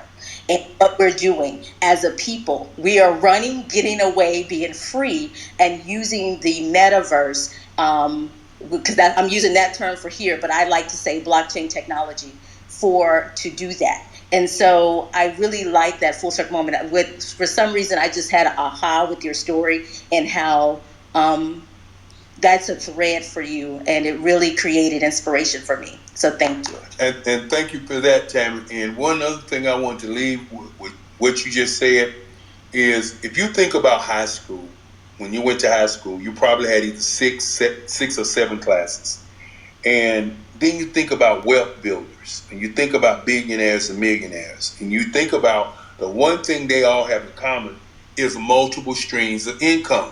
Okay, but if you listen to the narrative when you get out of high school or get out of college, it is find a good job, find one thing that you can do the best of, and stick to that.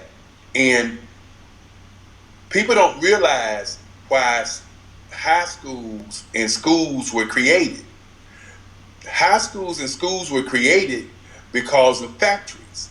And people needed to figure a way to get people to understand or be comfortable sitting in an 8-hour setting. So schools was created for factories.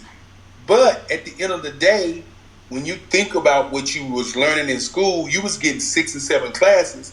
And if you have 6 and 7 businesses, which we all can have, you'll have 6 and 7 streams of income, and then you won't be in poverty.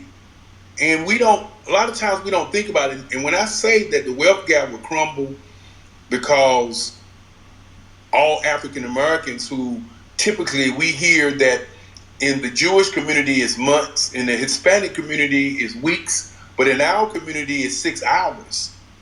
And I always submit that since it's 6 hours, our money don't circulate. What it does, it sleeps. Because once we get up after them 8 hours, we run to somebody else's community. So if we were all to be business owners and have multiple businesses and multiple streams of income, it would change everything to us. And I get that pushback when people say, well, all black people don't need to be business owners. And then I think about this. What about other nationalities? Do everybody in their group need to be business owners? No. But guess what they do? They work so very hard for everybody to be business owners. And I think it's about us being creators, mm-hmm. right, as well. So, thinking about this room and what we talk about, it's about being creators. And I talk about that. I tell my students, my story, how I was groomed to do one thing when really that wasn't my personality. Do all these other things, and that's what school does, mm-hmm. right? Set you up so that you can do this one thing when really there's so many other, we're complex beings, and so there's so many things that we can do and should do if that's something that you have a vision for. So yeah, absolutely. Catch all the I agree wholeheartedly with that sentiment that we are not what did they say, we are not one trick ponies. There ain't nothing inside of us that's just one trick. We all have multiple talents, and I mean, really, just as a people, we are creators, like you said, Dr. Tammy. And so, I think that people can pivot, and that's okay, and that you can enjoy more than one thing. You can be more than one thing. And if you are in tune with yourself, then you will have multiple things that you are into because it only makes sense. And so I think that, this time, if Generation X or whatever has taught me anything, it is that, those multiple streams of income are okay, and that they don't have to all be in the same exact little buckets. Like, I don't have to fit into a box to be who I am. And I love that. Matter of fact, I don't fit in anybody's box. I am a part of this thing called the metaverse, and like you said, that verse piece is the universe. It is beyond the universe. So I am full. I am big. I am me. I am bold. I am Nicole, and my voice is resting. Y'all are welcome to come up on this stage and tap into the conversation. We are having a good time here today, or at least I am. I hope y'all are. I have enjoyed this thoroughly, as I do every time we talk, Dr. Kelly. Did you want to? I wanted to just make a note as well before I pass it back to you. I just want to make a note because in this space, not only do we hear people say, well, you do this thing over here, and I can't believe she's over here doing this and this, and now you that too. Although I can't stand when people do what I call stealing from me to make themselves do all those things. That bothers me. But the one thing I want to point out is that, y'all, we've had an amazing conversation today that has spanned lots of different things. And so evidence is on this stage that you don't have to be a one-trick pony. But also we have evidence on the stage that the blockchain, Web3, and the future of the decentralized metaverse does not have an age stamp on it either. Thank you. And so we have a reason to reach out to our communities. And why I don't target, I tell people to go do what feels right to you, is this reason right here. Because I don't want to tell people that, hey, my target is only 35 to 45, and that's the only people I talk to. Now, if that's what you're comfortable with, that's fine. But there is a bigger thing that we have to do as a community, and that is reach out to everybody. Yes. Don't make the decision for them. Let them make the decision to be, futuristic or not, to tap into that piece, because there's a lot of folks. My grandfather was 73 and he had a laptop.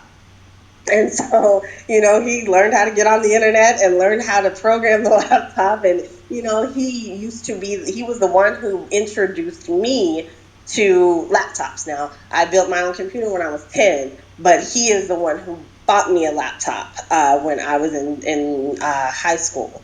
And so that was my first laptop. He had actually brought me a word processor before that. But he was the one who was always giving to me. And so we have to have someone in our realm who is giving to us, whether that's a friend, a person here on Clubhouse, or somebody that's actually out in your community, maybe your next door neighbor. Reach out and touch some folks. Tell them what you're up to and just see if they're interested. Onboarding is happening all up and down the space, whether you're just into crypto or you're into NFTs or you want to head on over into the metaverse. There is space for everybody. Just find your flavor and step on in. So Dr. Kelly, thank you for being here. We do have some what I call seasoners over here, so some folks who qualify as seniors that are in our spaces that are doing great things. They're building out worlds and putting their artwork up. You are going to be one of them very, very soon here. And we also look forward to your presence in the metaverse. So tell us about STEM City. Well, with STEM City, when you are watching your vision and you're headed to your destiny and you're doing things that you feel, then what happens is people see what you do and then they reach out to you and say to you, okay, I see what you're doing. Okay, STEM City is a metaverse, and we were contacted. As a matter of fact, we had 2 speakers to speak, and I was doing the closing remarks like I do the closing remarks on Sunday at 7. I was doing the closing remarks, and all of a sudden, after I closed, my phone rang. And on the other end of that line was a gentleman talking to me. His name was Rondo. Yeah, Rondo was talking to me about, hey man, we've been watching you. We like what you're doing. We like to have a conversation with you about having a room in our metaverse. Now, mind you, you got to realize I am still the guy who's just still floating around. I'm studying about the metaverse. I'm seeing it, but I really don't know what it is. And get into the conversation. One thing leads to another. And then one of our speakers by the name of Marsha Jews, who is absolutely one of the greatest women that I've ever met, she talked to Dr. Tabor. And the next thing I know, they was asking us to be in their metaverse. And so STEM City USA, if you get a chance, please go to STEM. I see it's up on the top. STEM City USA is where the metaverse is, and they're creating different cities for different cities in their metaverse. I think the guy's name is James Stewart, who is with Worldwide Technologies. He's one of the founders of it. And we have been streaming our stuff live to STEM City in the metaverse. I think it's amazing. We're really getting a lot of great feedback from STEM City USA. And they're going to be doing us a city. I designed the city. And the way that I designed the city was in pyramids. I think one of the things that we miss as Black people, African Americans, American Africans, Negroes, Blacks, whatever you want to call us, we all are pushed away from our history. And so I wanted to do a city with different pyramids. And in each one of these pyramids represent the different, it's called the Black Business Olympics. Black Business Olympics City, that's what it's going to be. And each one of the pyramids, one deals with social media, one deals with business, one deals with inspiration, one deals with art, one deals with religion, one deal, because we got so many multifacets of religion. One deals with Generation X, Generation Z, and now Generation Alpha. And what I wanted to create was something that would also connect us with ancient Egypt. And for us to understand our greatness on the planet. You know, we hear the word Moors, and Moors was a nickname that was given to the ancient Egyptians to get us off the path that who we really was. And so I'm always going to talk about that part of what of the goal and the mission of what we're doing. And the STEM City USA, they also have other shows in there. They do one of the top engineering conferences in the world every year. They have an Engineering Hall of Fame, and they do a women's event in STEM City, and they have two platforms. They have one that's 2D, and they have one that's 3D, where you use the Oculus and all of that stuff to go into their virtual world.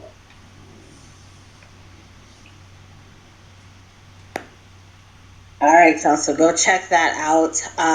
Dr. Kelly, let me ask you one more question real quick. So you just brought this one up. So when you are heading into the metaverse right now, what would be your preference for the way that you access it? Would you rather have an AR, an augmented reality metaverse, where you pull something, a piece of technology into your world? Or would you rather it be VR, where you are virtually into a different reality and that reality is surrounding you and you're 100% immersed in that? Or would you rather have like a browser experience where you're just tapping into the web browser and manipulating your avatar through a space? You already know the answer. That's an easy answer. I don't even have to think about that, because this is what it's going to be. You know, it's not going to be a browser where you manipulate everything. It's not going to be AI. It's going to be me being inside of the television. And I said it that way so that people can visualize what I mean. You know, avatar on the inside, walking around with the world around them. That's what I believe is going to end up ultimately. That's why I said, if everybody is in the metaverse, who's controlling the universe? What are we doing in the universe? You know, I remember in 2020, me and a young lady was talking about creating, and we didn't know it was a metaverse at the time. We was talking about because I was working on pivoting to do a virtual event. And so when I asked all of these people to do virtual events with them, I came across a company called Event Farm. And what Event Farm was, you go in, you do an avatar, you're able to walk around, you're able to go to different rooms, and you can do a trade show inside, and you can sit in auditoriums and the whole deal. And I thought it was awesome.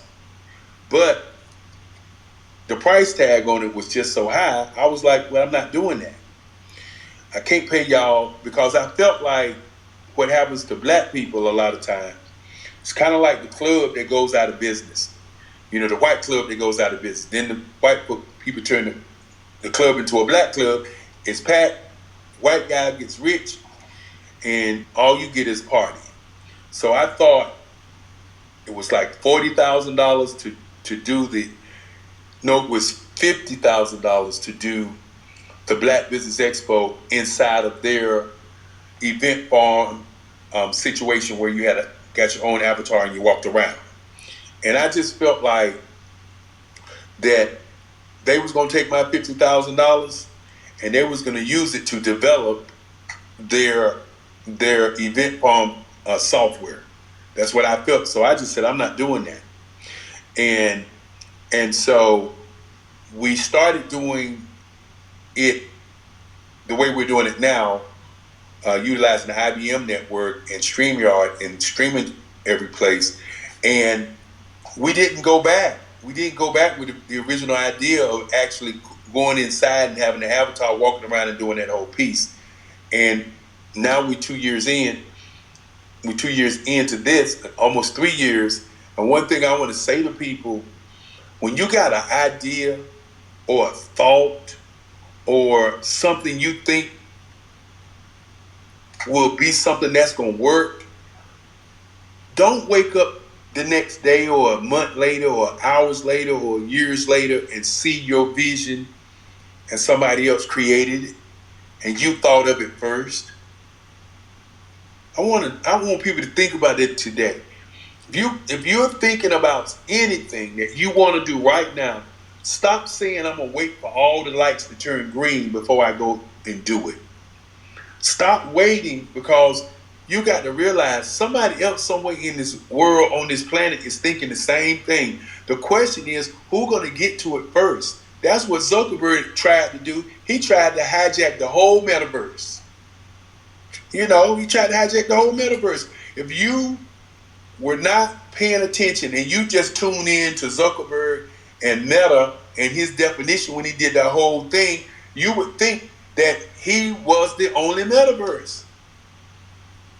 Don't do that, because that's what we did.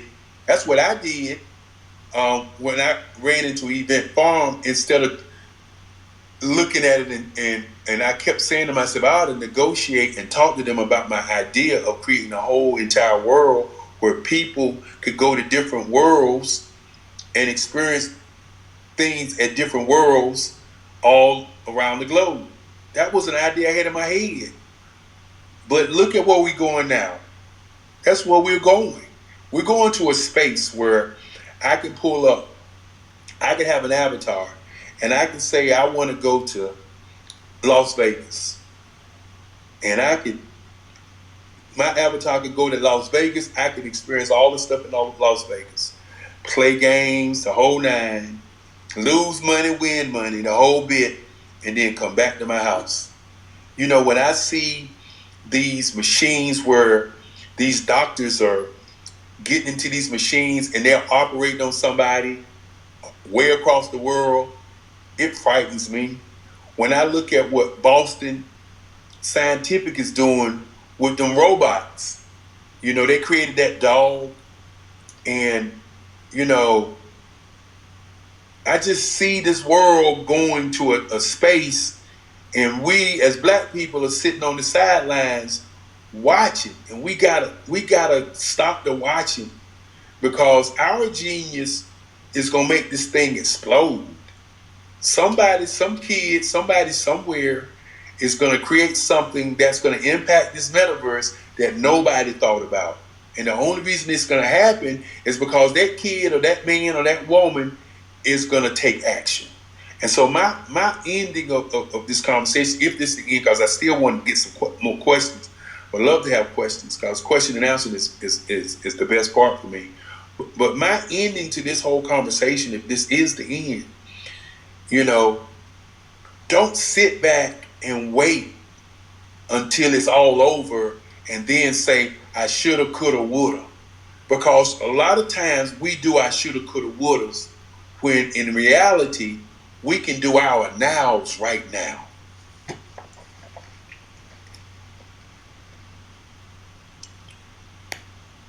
Listen, you would think that you've been in here for all these rooms and you've been listening to my recordings and the things that weren't recorded. You would think that you were here, but you weren't. And so, that is, I love that. I'm going to use it right now.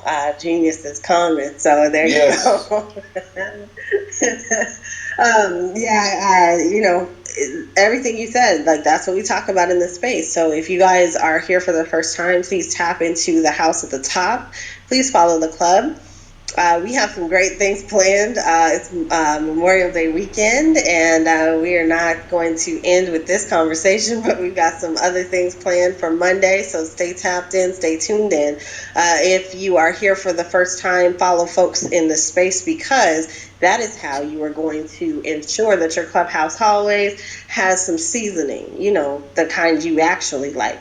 So make sure that you follow Dr. Kelly. Give him a follow, because he has come and dropped it all down on the stage today, and it has been amazing.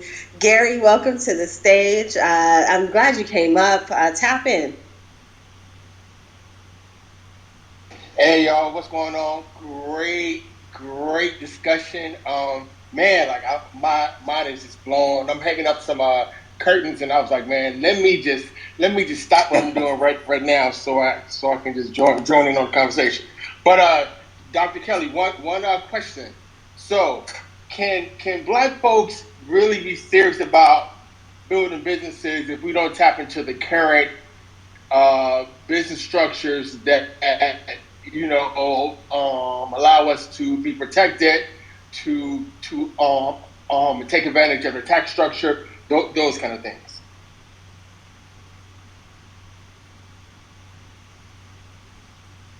Gary, it may be me, but you're breaking up, sir. Move to the other side of the curtain. I want to say what you were saying, though. What I heard you say is that, should we still be tapping into our legal structures like LLCs, sole proprietorships, and S corps and whatnot? I will let Dr. Kelly answer, and then I'll answer as well. Well, I think another part of what he was asking is, can Black people still work together? Can we work together? Is it too late? Can we actually work together?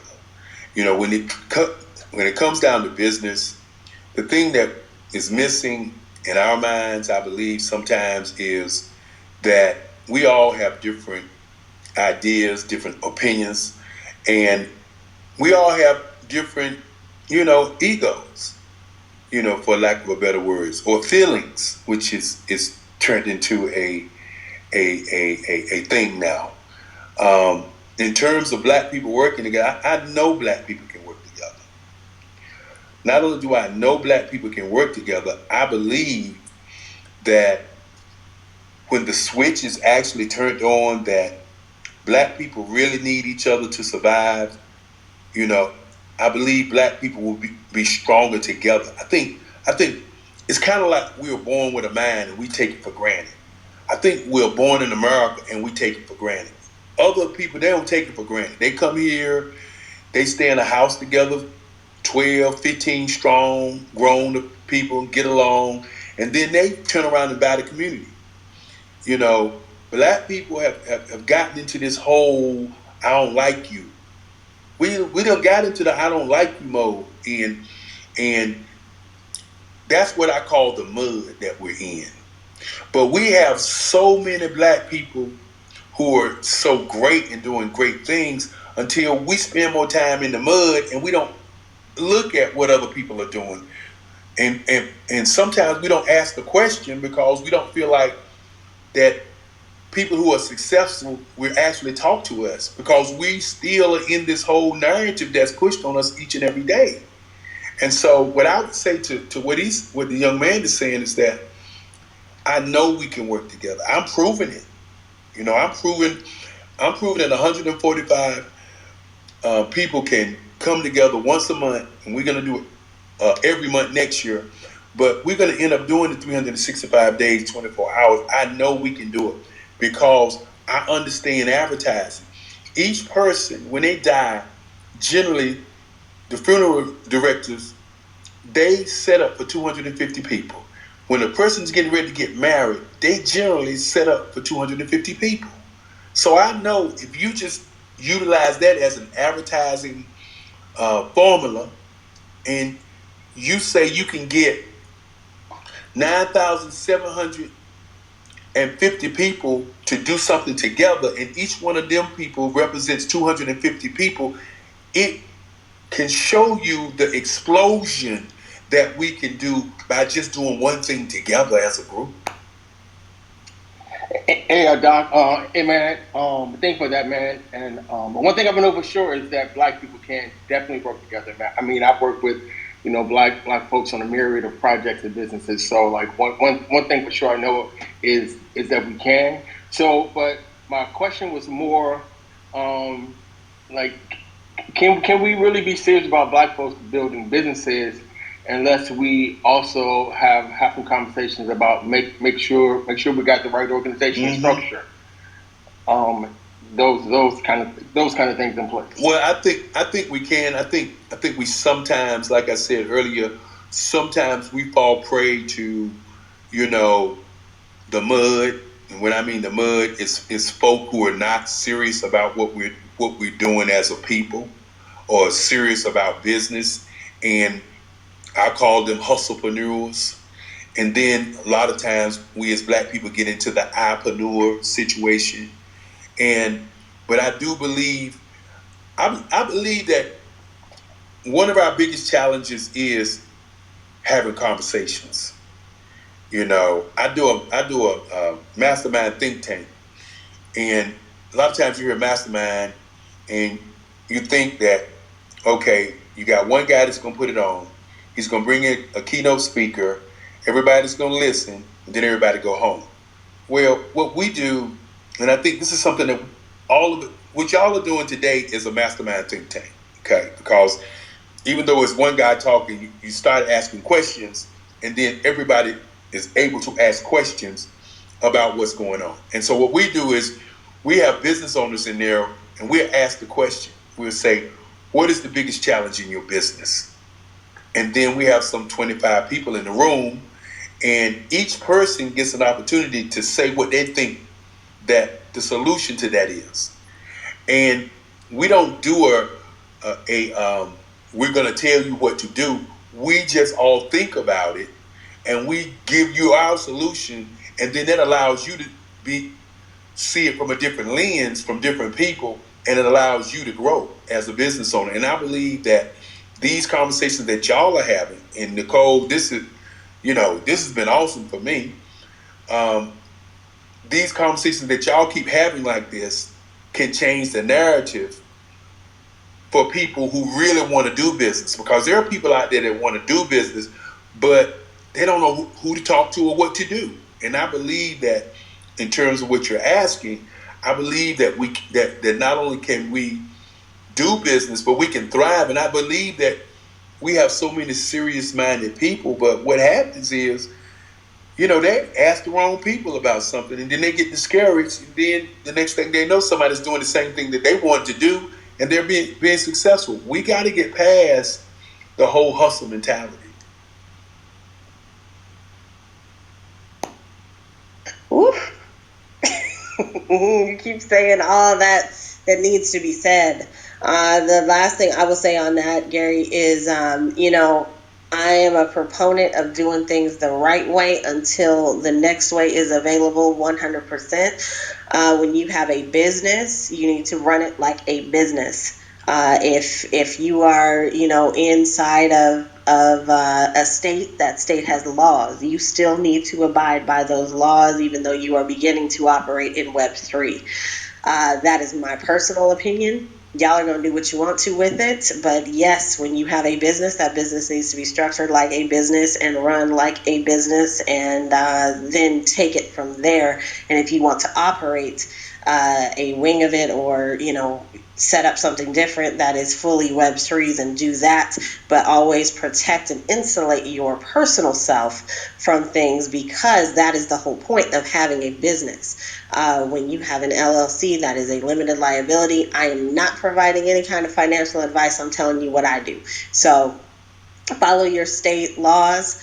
Make sure that you are doing what needs to be done for you in the best situation, and then consult an expert on that piece. I am not one. I just know that is what I say. So that's what I'm going to say about that. No one in the space is going to give financial advice, but I did want to provide that.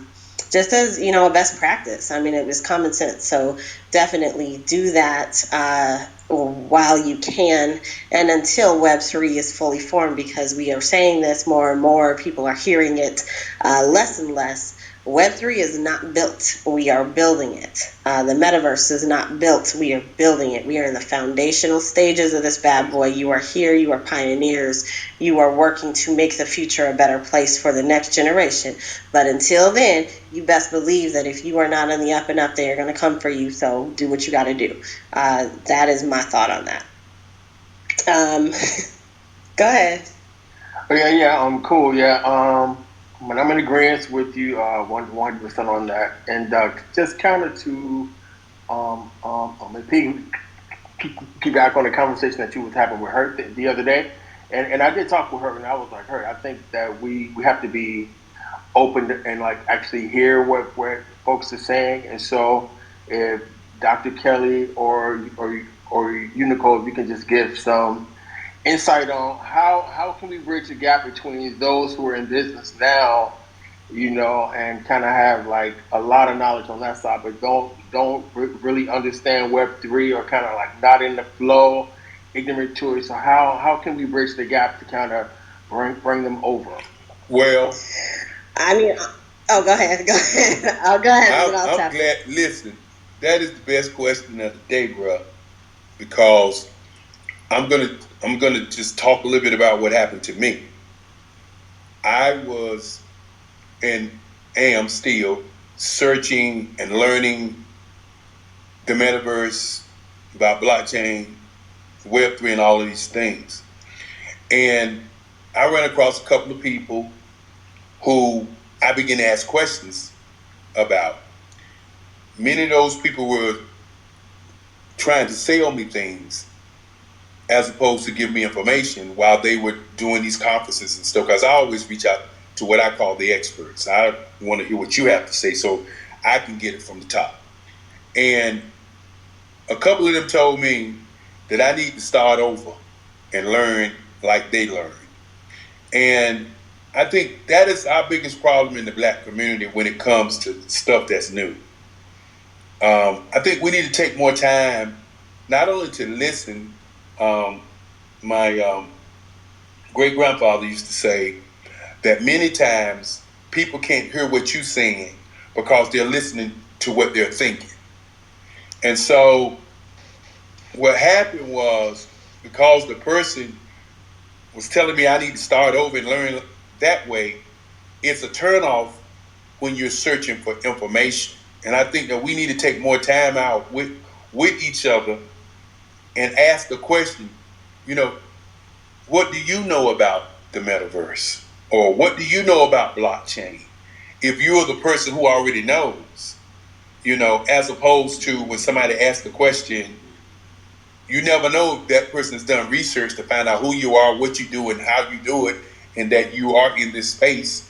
And then they are expecting to get a favorable outcome because they took their time out to make a phone call to you. But many times people just, not many, but some of the times, people just, they turn you off from the information by how they treat you when you ask the information. Fortunately for me, I'm not in the world of ones and twos and threes. I'm in the worlds of billions. So I'm going to keep asking and asking and asking because I understand every day I'm learning. Today I learned a lot today. So that's kind of that's what I would say for us to take more time and ask people questions about do you know, as opposed to sit back and wait for people to ask us questions. And once we find out somebody don't know, then give them the resources, the real resources, so that they can get on the same level with you, so they can begin to think and create with you where you're going on your vision. Because if I can get on your level and understand your level, then I can continue to think how I can serve you to get where you're going, because you're going somewhere. And I think that's a challenge that we have as Black people, is not looking at what we're doing, but looking at what people around us are doing and see what we can do to serve them, to help them get where they're going. Because we have to realize if we can get them where they're going, that's a higher plateau to where all of us are going. That's what I would say to that. Yeah, and I'll tap in because it was a specific room that you're referring to.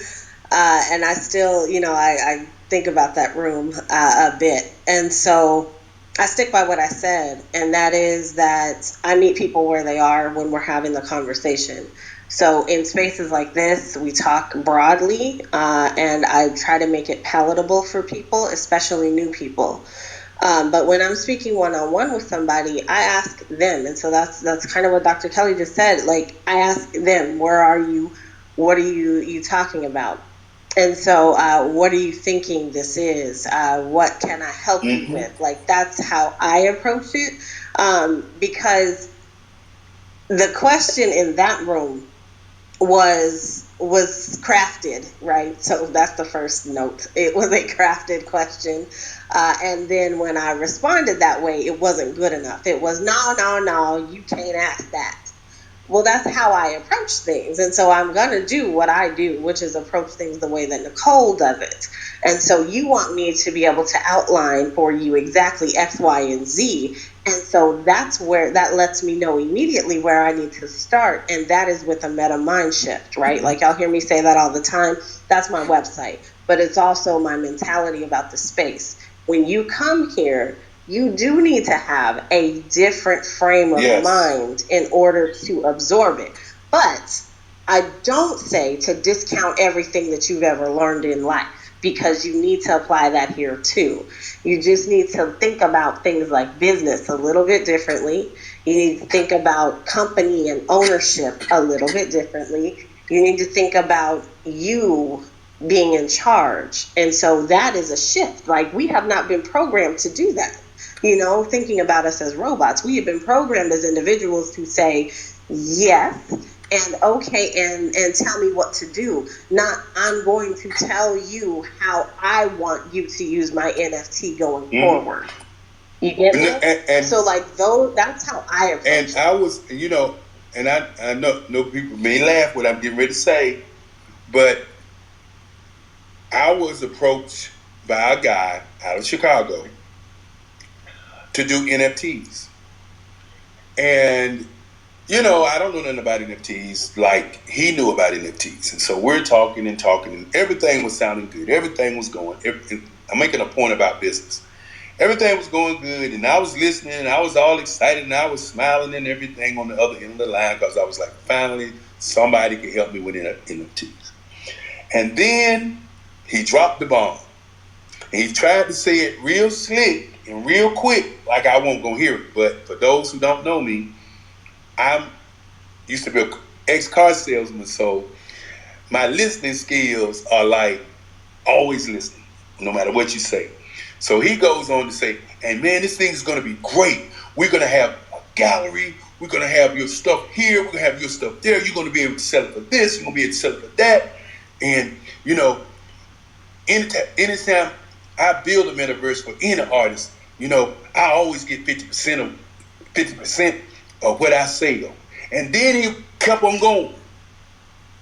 Kept on talking fast. And my point is, those are the kinds of things that business people hear, you know, that sometimes they don't hear. And I heard them very clearly, because an art gallery can only get 20% of my profit. Why am I going to give you 50%, dude? I don't even know you like that. And those are the kind, when you start talking about business, we have to use our business acumen. We have to use our business skills in this space. But we got to, I think the listening skills is the most important skill in all of the things that we do. And I just wanted to point that out. I thought it was crazy. That 50% though. You know who else is asking for 50% of your earnings? Facebook. And so, you know, that's real. Yes. That is real. It's out there. And so people are hearing that and thinking that that's the way to go. And now we've got individuals out here saying, oh, well, Facebook's doing it. So, you know, I charge you just a little bit more than Facebook does. It's only 51%. It's fine. Well, 51%, that puts you in the minority on something you done created. That's crazy.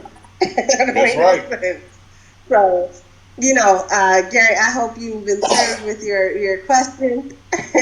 Oh, yeah. Thank you, Dr. Kelly. Oh, yeah, absolutely. So now I'm going to be saying I'm in the world of billions. Hey, I know, right? That's right. I love it. He's been dropping them all day. Thank y'all very much. Thank you. Awesome. Hey, William, how are you?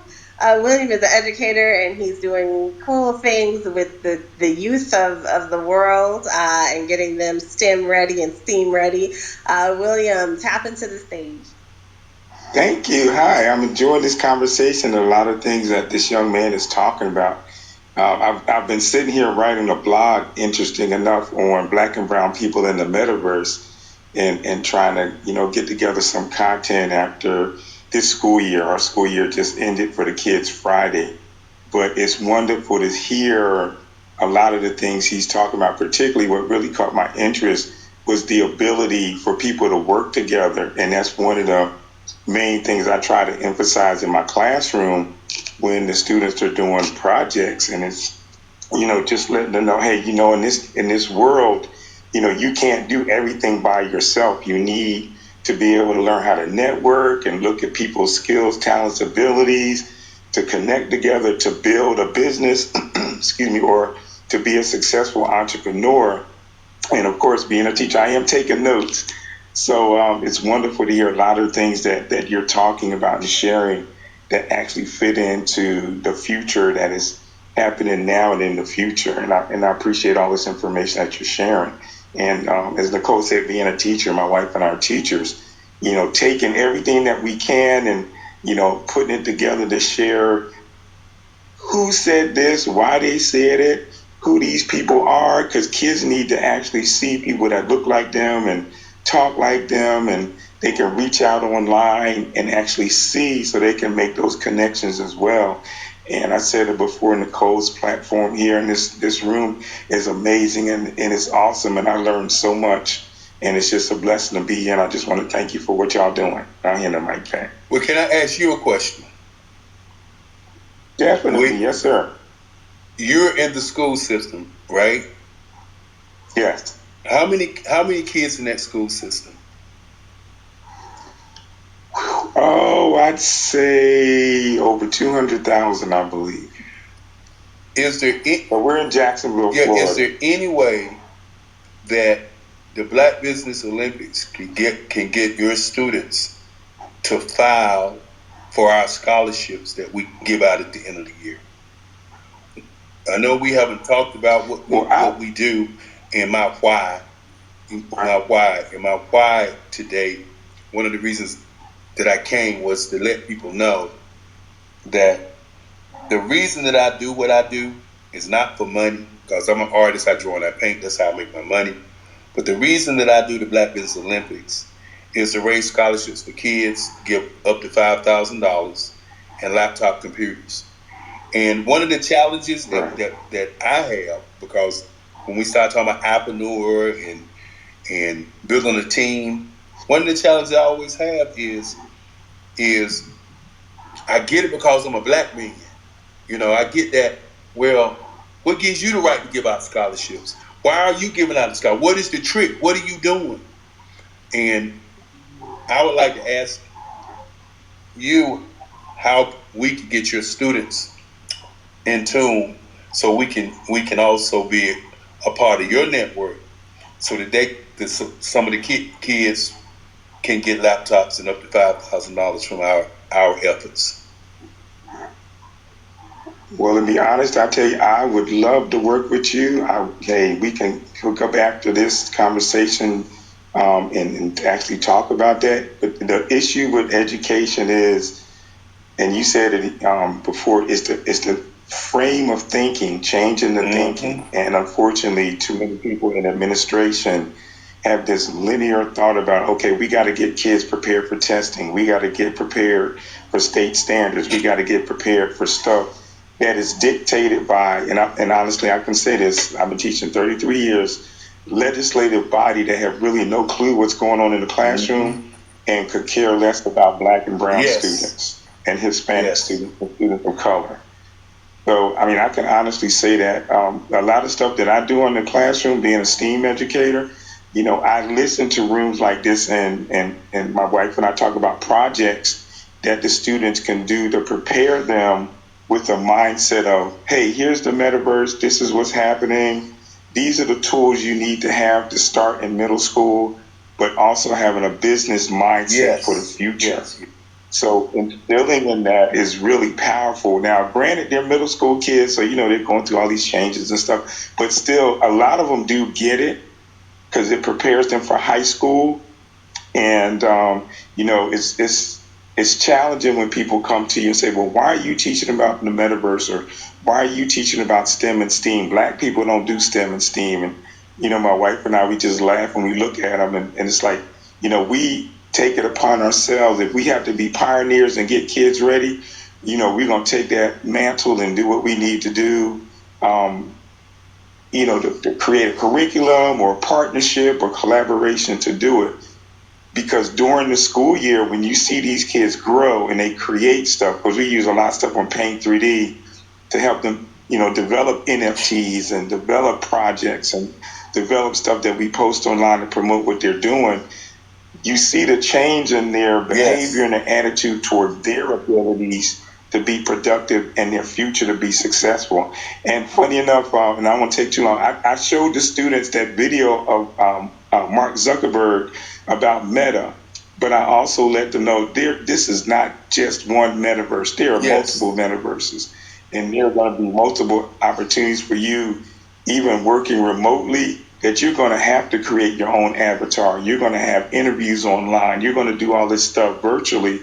So you need to learn how to talk, how to conduct yourself, how to act, how to behave now.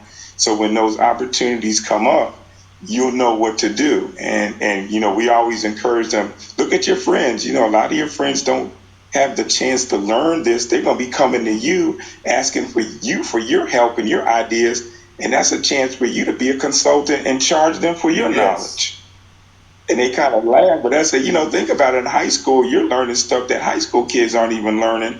And when you get there, as you learn more, you can, tout yourself as a consultant. So if somebody wants you to do a paper or a video or whatever, you set what you want to charge and do that and be that entrepreneur. And it's funny, and I know you understand this, and their eyes light up like, wow, I'll have that power to do that. And it's like, yes, that's what we're trying to teach you now to do. And get away from the narrative that they're pushed. That guess what? You the biggest kid in the room, so you're gonna be the center on the basketball team, and you're gonna be the football star, And you know what? You're gonna be the dancer. You're gonna be the singer. I'm not against none of that stuff. I'm just saying that's only 1% that's gonna be successful. What about everybody else? Right. You know, that's where the rubber hits the road. And when you start talking about our kids like that, what people are not looking at, these kids, we got kids 8, 9 years old, 10 years old who are millionaires because they created something. And we keep forgetting. We keep forgetting because our narrative that's pushed in front of us is not that narrative, and that's why I said we just gotta keep pushing toward it to make it happen. We sure do, and keep saying it and keep telling them, and even the athletes. It's like athletes now in the NFL, they're having NFTs created of themselves. Yep.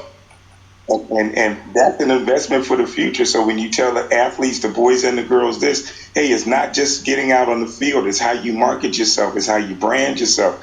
It's how you sell yourself. It's how, the perception of who you are and what you are is important now. And you have to learn those skills now. So as you get older and more ingrained in your area you're interested in, you'll be able to make that money and also invest it, not just spend it. Yeah, it is important to me that we change this narrative that's out here that Black kids, are not involved in technology, that we as Black people are not involved in technology. I'm here to support this effort. I love it. I have contacts with Girls in Technology and Black Tech Futures Media, as well as Yinka's in the audience, and she is the CEO of Black Women in Blockchain.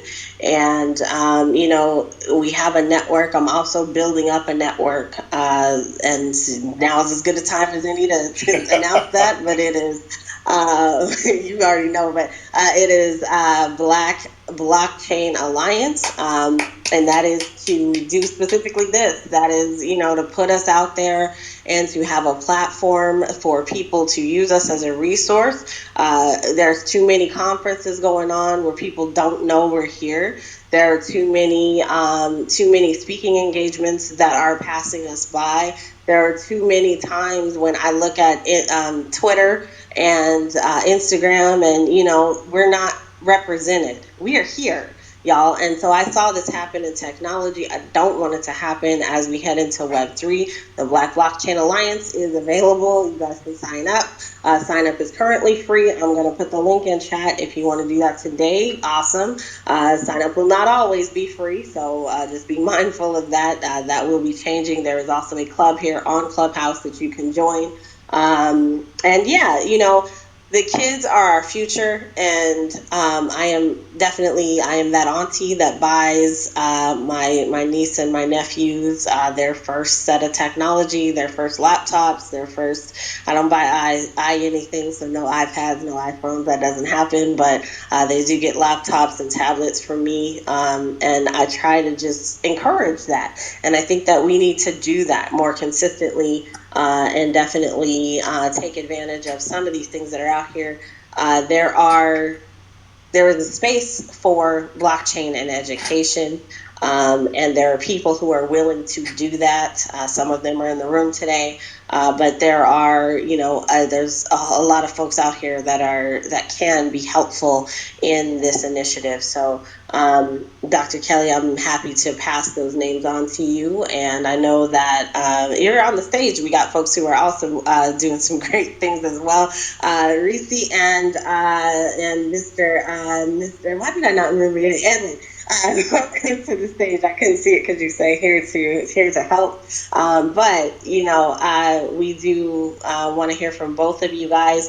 But first, you guys are here in Blackverse, so if it is your first time here, please follow the club.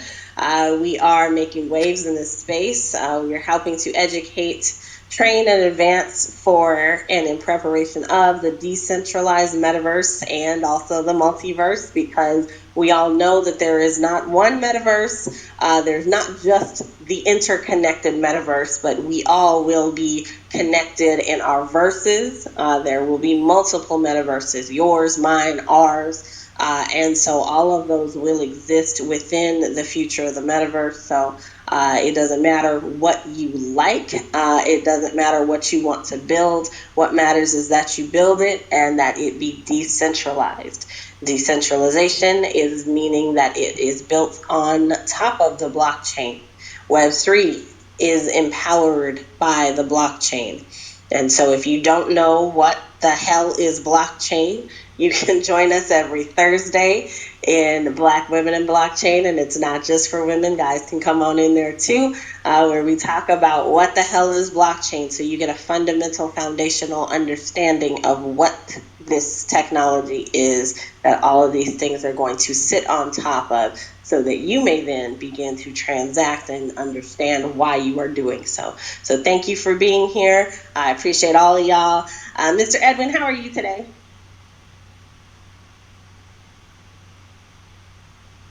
Hello, sorry, I'm good. I'm driving right now, so can you hear me? Yeah, we can hear you.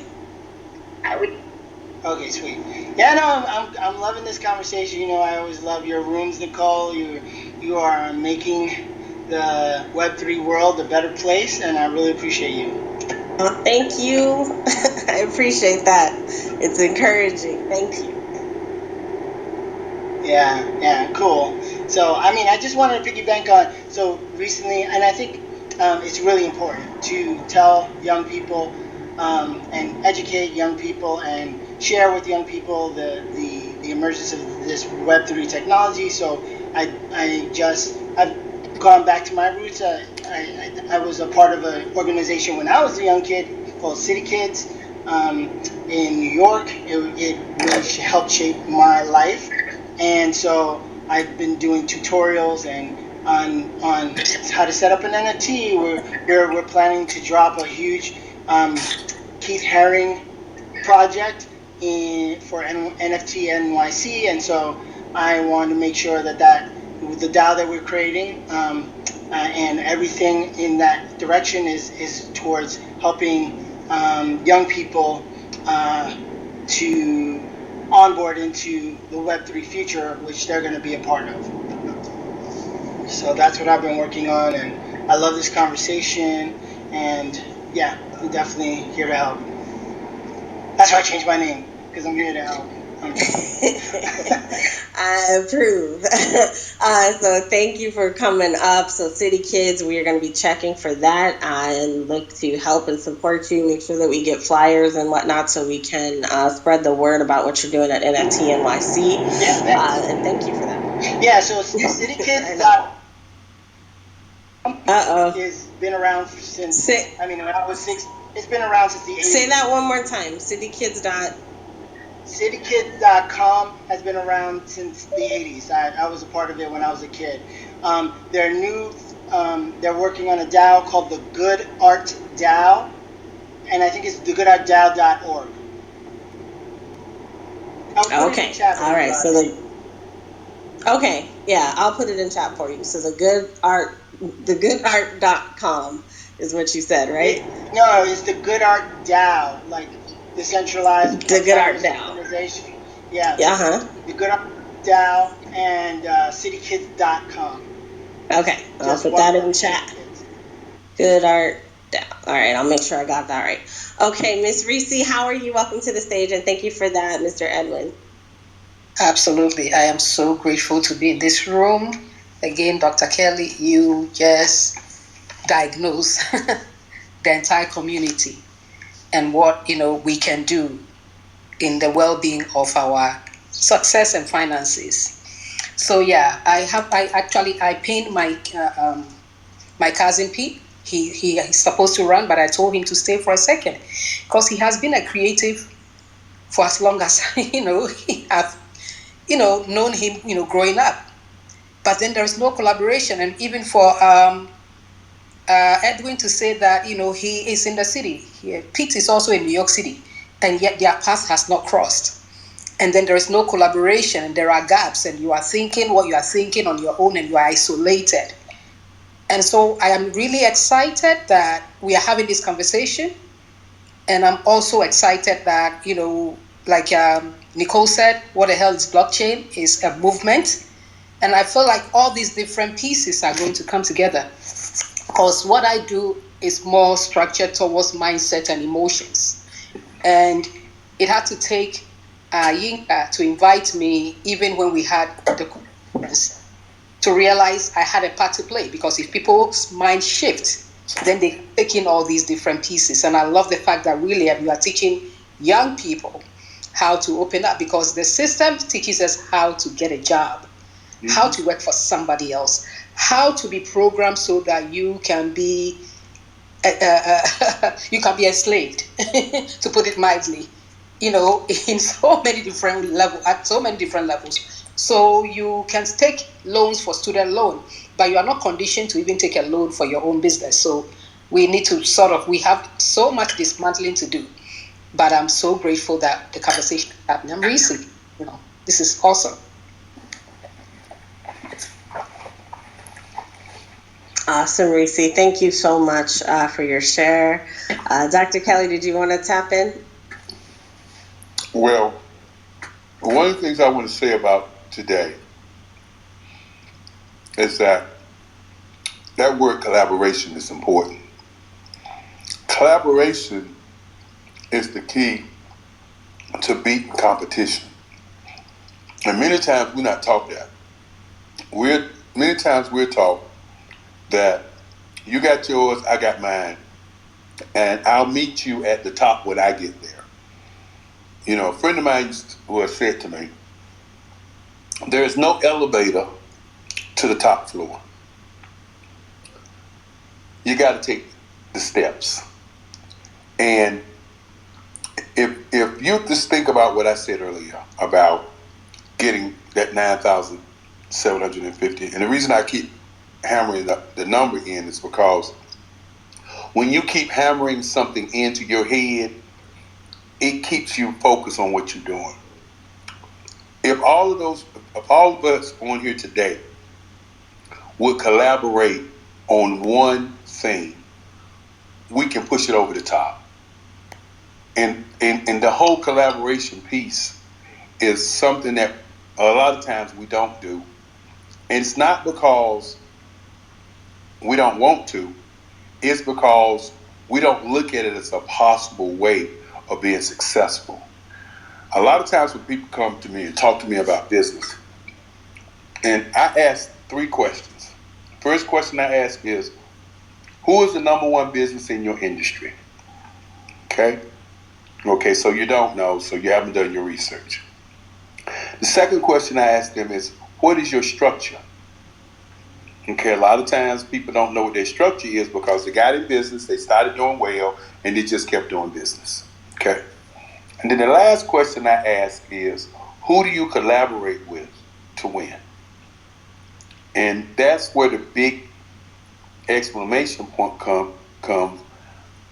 And the question is, why should I collaborate with somebody? Well, if you want to be $1 billion business and you want to compete with the number one person in the world that's in your industry, and you don't have the money, why not hire consultants to do the work? You still can pay the consultant anything they ask for, and you still can go to profitability by putting any number on what you're selling. We get into that whole deal of starting from the bottom, going to the top. But nobody else starts from the bottom and go to the top. Most of these businesses out here in other nationalities, they start at the top and then they float to their sweet spot. But we'll get a hit song and we'll live with that hit song. While other groups are just saying, no, we're going to start at the top. We're going to collaborate with each other. Because at the end of the day, many nationalities, many groups, and I'm talking about white folk, can hate each other. But when it comes to that green and that money, they will work together to get that money to push their kids through school, to elevate their kids to the next level. We as a people and as a group must understand that collaboration word is the key to success. And that's what I want to say with that, Nicole. But I'm just having a good time. I want everybody to know, truly, I appreciate y'all taking out the time in y'all schedules, in y'all lives, and and allow me to just say a few words, about what I think. Because many times we don't get that opportunity. That's one of the reasons that, and for those who were here earlier, I said everybody told me that doing a 24-hour Black network would not work, where Black people talk 12 hours and then you rebroadcast it another 12 hours. People say it wouldn't work. But the reason I knew it would work is because we have a tremendous amount of people on the planet that would love to tell their story. And that's what we're doing, is sharing their story. And Nicole, this NFT thing, I got to figure out what I'm going to paint tonight, because I'm going to paint something tonight for you, for this amazing, amazing time that I'm spending with this group. I'm going to paint something tonight, and it's going to be my first NFT. I don't know who's going to be my partner, who's going to help me, but it's going to be my first NFT. And I'm so excited. I know you say you was excited about having this conversation, but you just don't know how excited I was when I woke up this morning. I was so excited until I just sat down. I pulled my paintbrushes out at 7 o'clock, like I do each morning, and I started painting.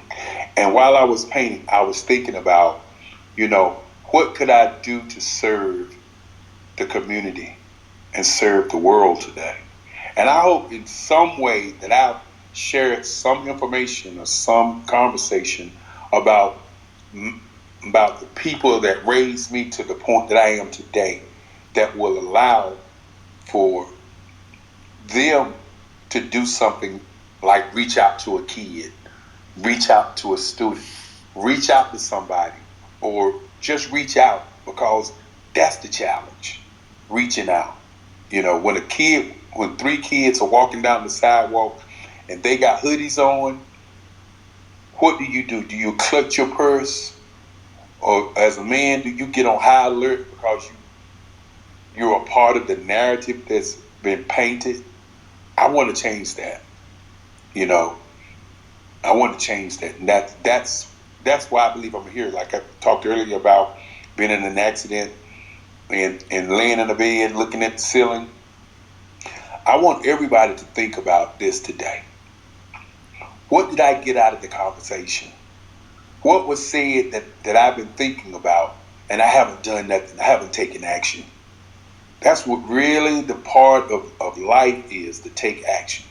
It's easy to sit on the sideline. And I've sat on the sideline for the NFTs and stuff, but I've been doing my research.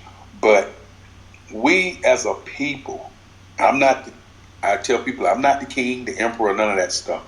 I'm just one of the pawns in our chess game to push us forward to progress. And you are amazing. And I thank you for this conversation so much. It's been amazing. We've got one more person up on stage that wants to share. Dr. Tammy, I saw you come off mic, so we'll come to you first, and then we're going to James. James, prepare your question. Dr. Tammy, did you want to tap in? I just wanted to make sure that Dr. Kelly was being completely honest. He's going to get me for this, but he said he was excited today. Nicole, I'm going to tell you, he was excited on Wednesday. He was excited about today's conversation, already thinking about his impact today on Wednesday. So he's amazing person, doing amazing things, and I'm so glad to be here. But I had to just say that, like, he's truly excited. I can vouch for him. Yes, well, and Tammy, there are different levels of excitement. There's the new excitement that you're going to do something. Then there's the excitement of wondering what you're going to do. And then there's the excitement of being in the moment. And there's another lesson, y'all. Back to you, Nicole. He's been dropping them all day, man. It's good stuff. Thank you guys for being here. Hey, Bert, we see you. Welcome. James, tap into the stage. And hi. Hey, guys. How's everybody doing on stage? Great. I am so happy to be here. Dr. Kelly, Nicole, I've been listening to this thing since it opened up. This is amazing. But I do have a comment to make. I'm in the technology space. I've been in the technology space for a long time, and Dr. Kelly opened my eyes. I only see, like everybody that I'm around is black. We're all engineers. I went to a small engineering school in South Florida. We're all black. We're all in technology. But sometimes when I go speak at schools and somebody looks at me and they're like, "Whoa, you're into technology?" And I'm teaching at STEM classes or something like that, and then you have people who look like me who are thinking, are you the janitor or something? So what I'm trying to say is, yes, we just need more and more people that look like us in this space, in this, I call it Web 2.5 space, right? But I'm heavy into AI, and this whole metaverse is going to be very interesting, and I don't want the same wealth gap to be the metaverse gap, right? Mm-hmm. There's going to be a percentage of people who are already going to be in the space, and we cannot be left behind as black folk. You know what I'm saying?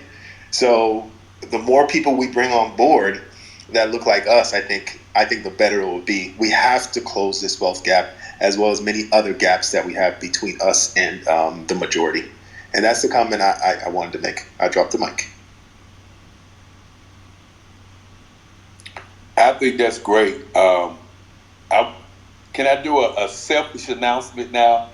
I am looking for speakers, Nicole, for the upcoming show. And for those of you out there, when I said I was going to do an NFT, one of the things that I did discover is that most of the NFTs that are dropped have a particular community wrapped around it, so that the artists can not only communicate but be a part of the community that they're creating. And so when I say I want to drop an NFT and I'm not in the NFT world yet, or not have done it, I've been looking how to create a community around what I do, and how to create a community around my museum, and how to create a community in this space. My email, if I can give it, is BBX. Excuse me. Let me give you my personal email, because that's the one I look at every day.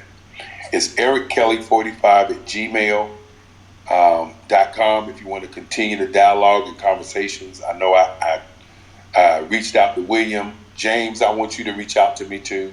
And everybody that's here, I would love for you to reach out to me, because of Nicole.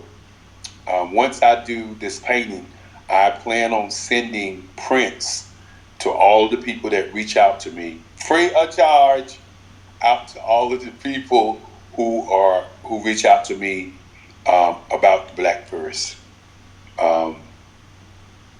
That's what I feel like doing, and that's how I serve.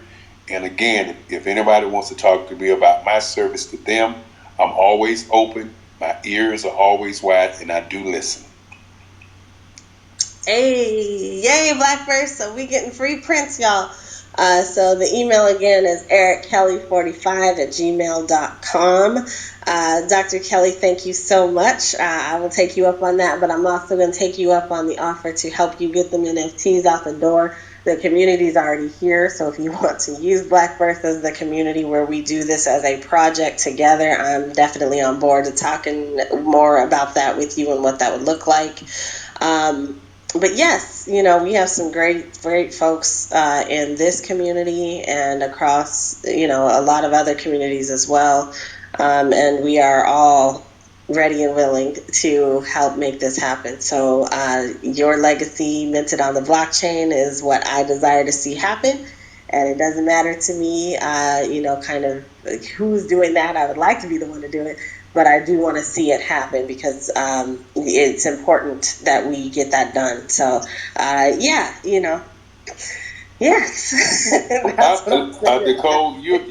Nicole, I told you earlier I'm loyal. Okay, so I am loyal to your cause, and I will do everything I can to promote, advertise, and I got some advertising and some marketing ideas to push you where you need to be. I believe that you need to be. As I said earlier in a conversation with you, You are powerful. You need to be the expert in what you do. You need to be paid for what you do. You need to be like I used to be, private jet, suite, limo, and paid to speak. That's what needs to happen to you, because your journey and your goal and what you're doing is phenomenal, and people need to hear it, and people need to pay you to hear it. I know this is not, she didn't pay me to say this, she didn't expect it, but people need to pay you to share the information that you have in your head that you spent over 20 years acquiring. And that's real talk. Amen. I like how you said 20 years. Thank you. Amen. Sorry, what did you say? I said, amen. We all going to touch and agree on that, because I've been saying that for a while there. Amen. I'm here for it. All right, y'all. This has been a fantastic room, but honestly, it's been up since 4 o'clock, so that's 3.5 hours. It is time. Dr. Kelly, wow. Let me start here. James, thank you for coming up. Reese, thank you for coming up. William, thank you for coming up. To everybody in the others in the room section, thank y'all for being here. If it's your first time here, please tap into Blackverse at the top of the house. Click that and follow the club. Follow everybody in this room, because they all deserve to be followed. Everybody followed by speakers, thank you for being friends, and thank you for being here. We appreciate, and I see all of y'all. Mark, it's good to see you, because you made this happen. I also want to thank you, Dr. Tammy, for coming up and helping out on stage. Thank you for being a good friend to Blackverse.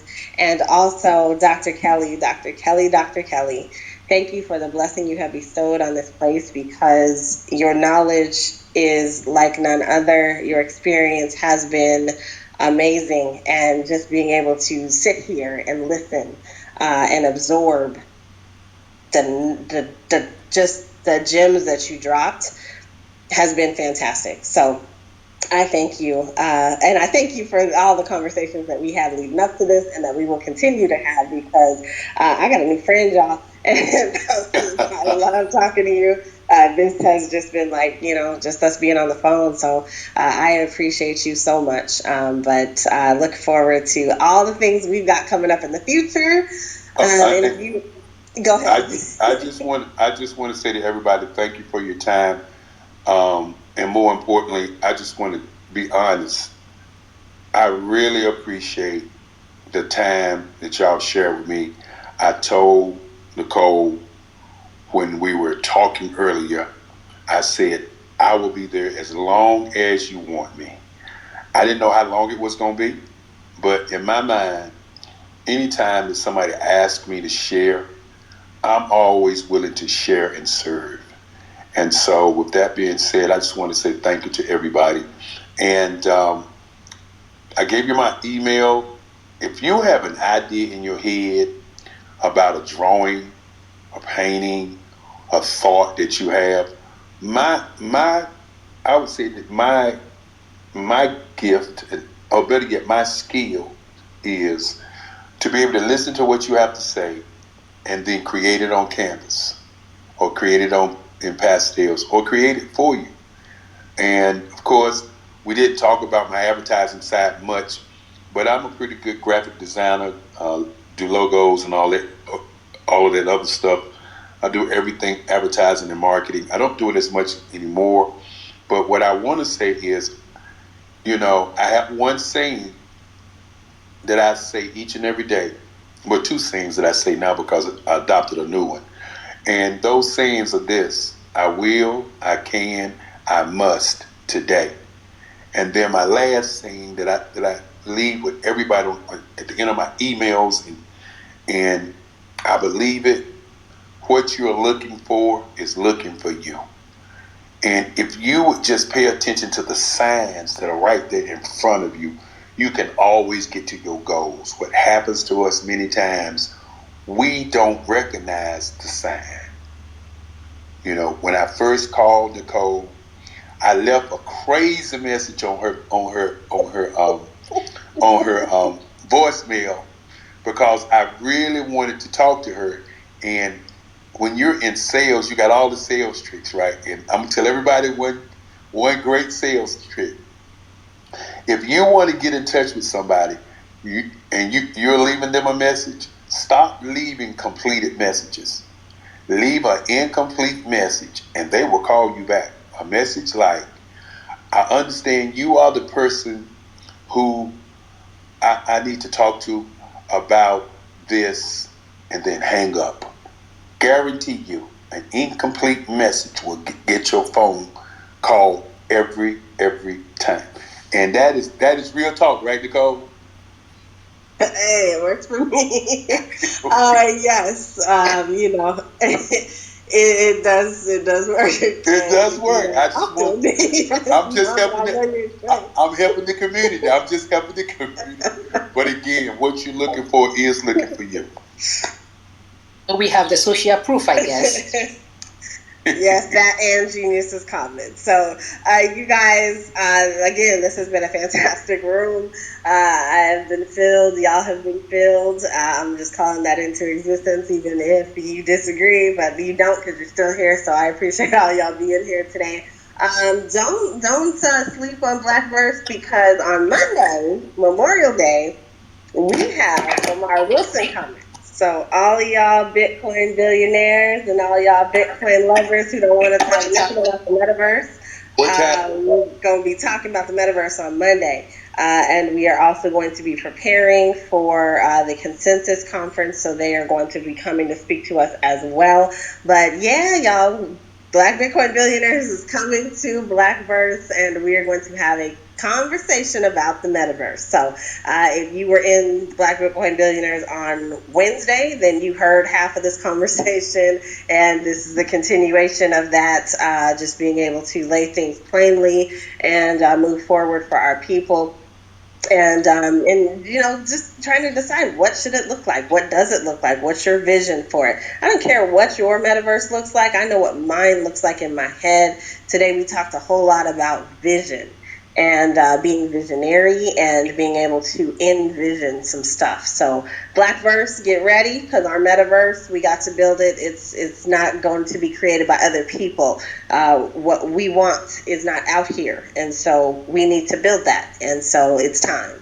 But what I also want to say is that this has been an amazing room. So I'm going to say that one more time because it's true. This has been an amazing room. So Dr. Kelly, thank you so much. You guys, this room is definitely exploding in excellence today. Y'all know how I do.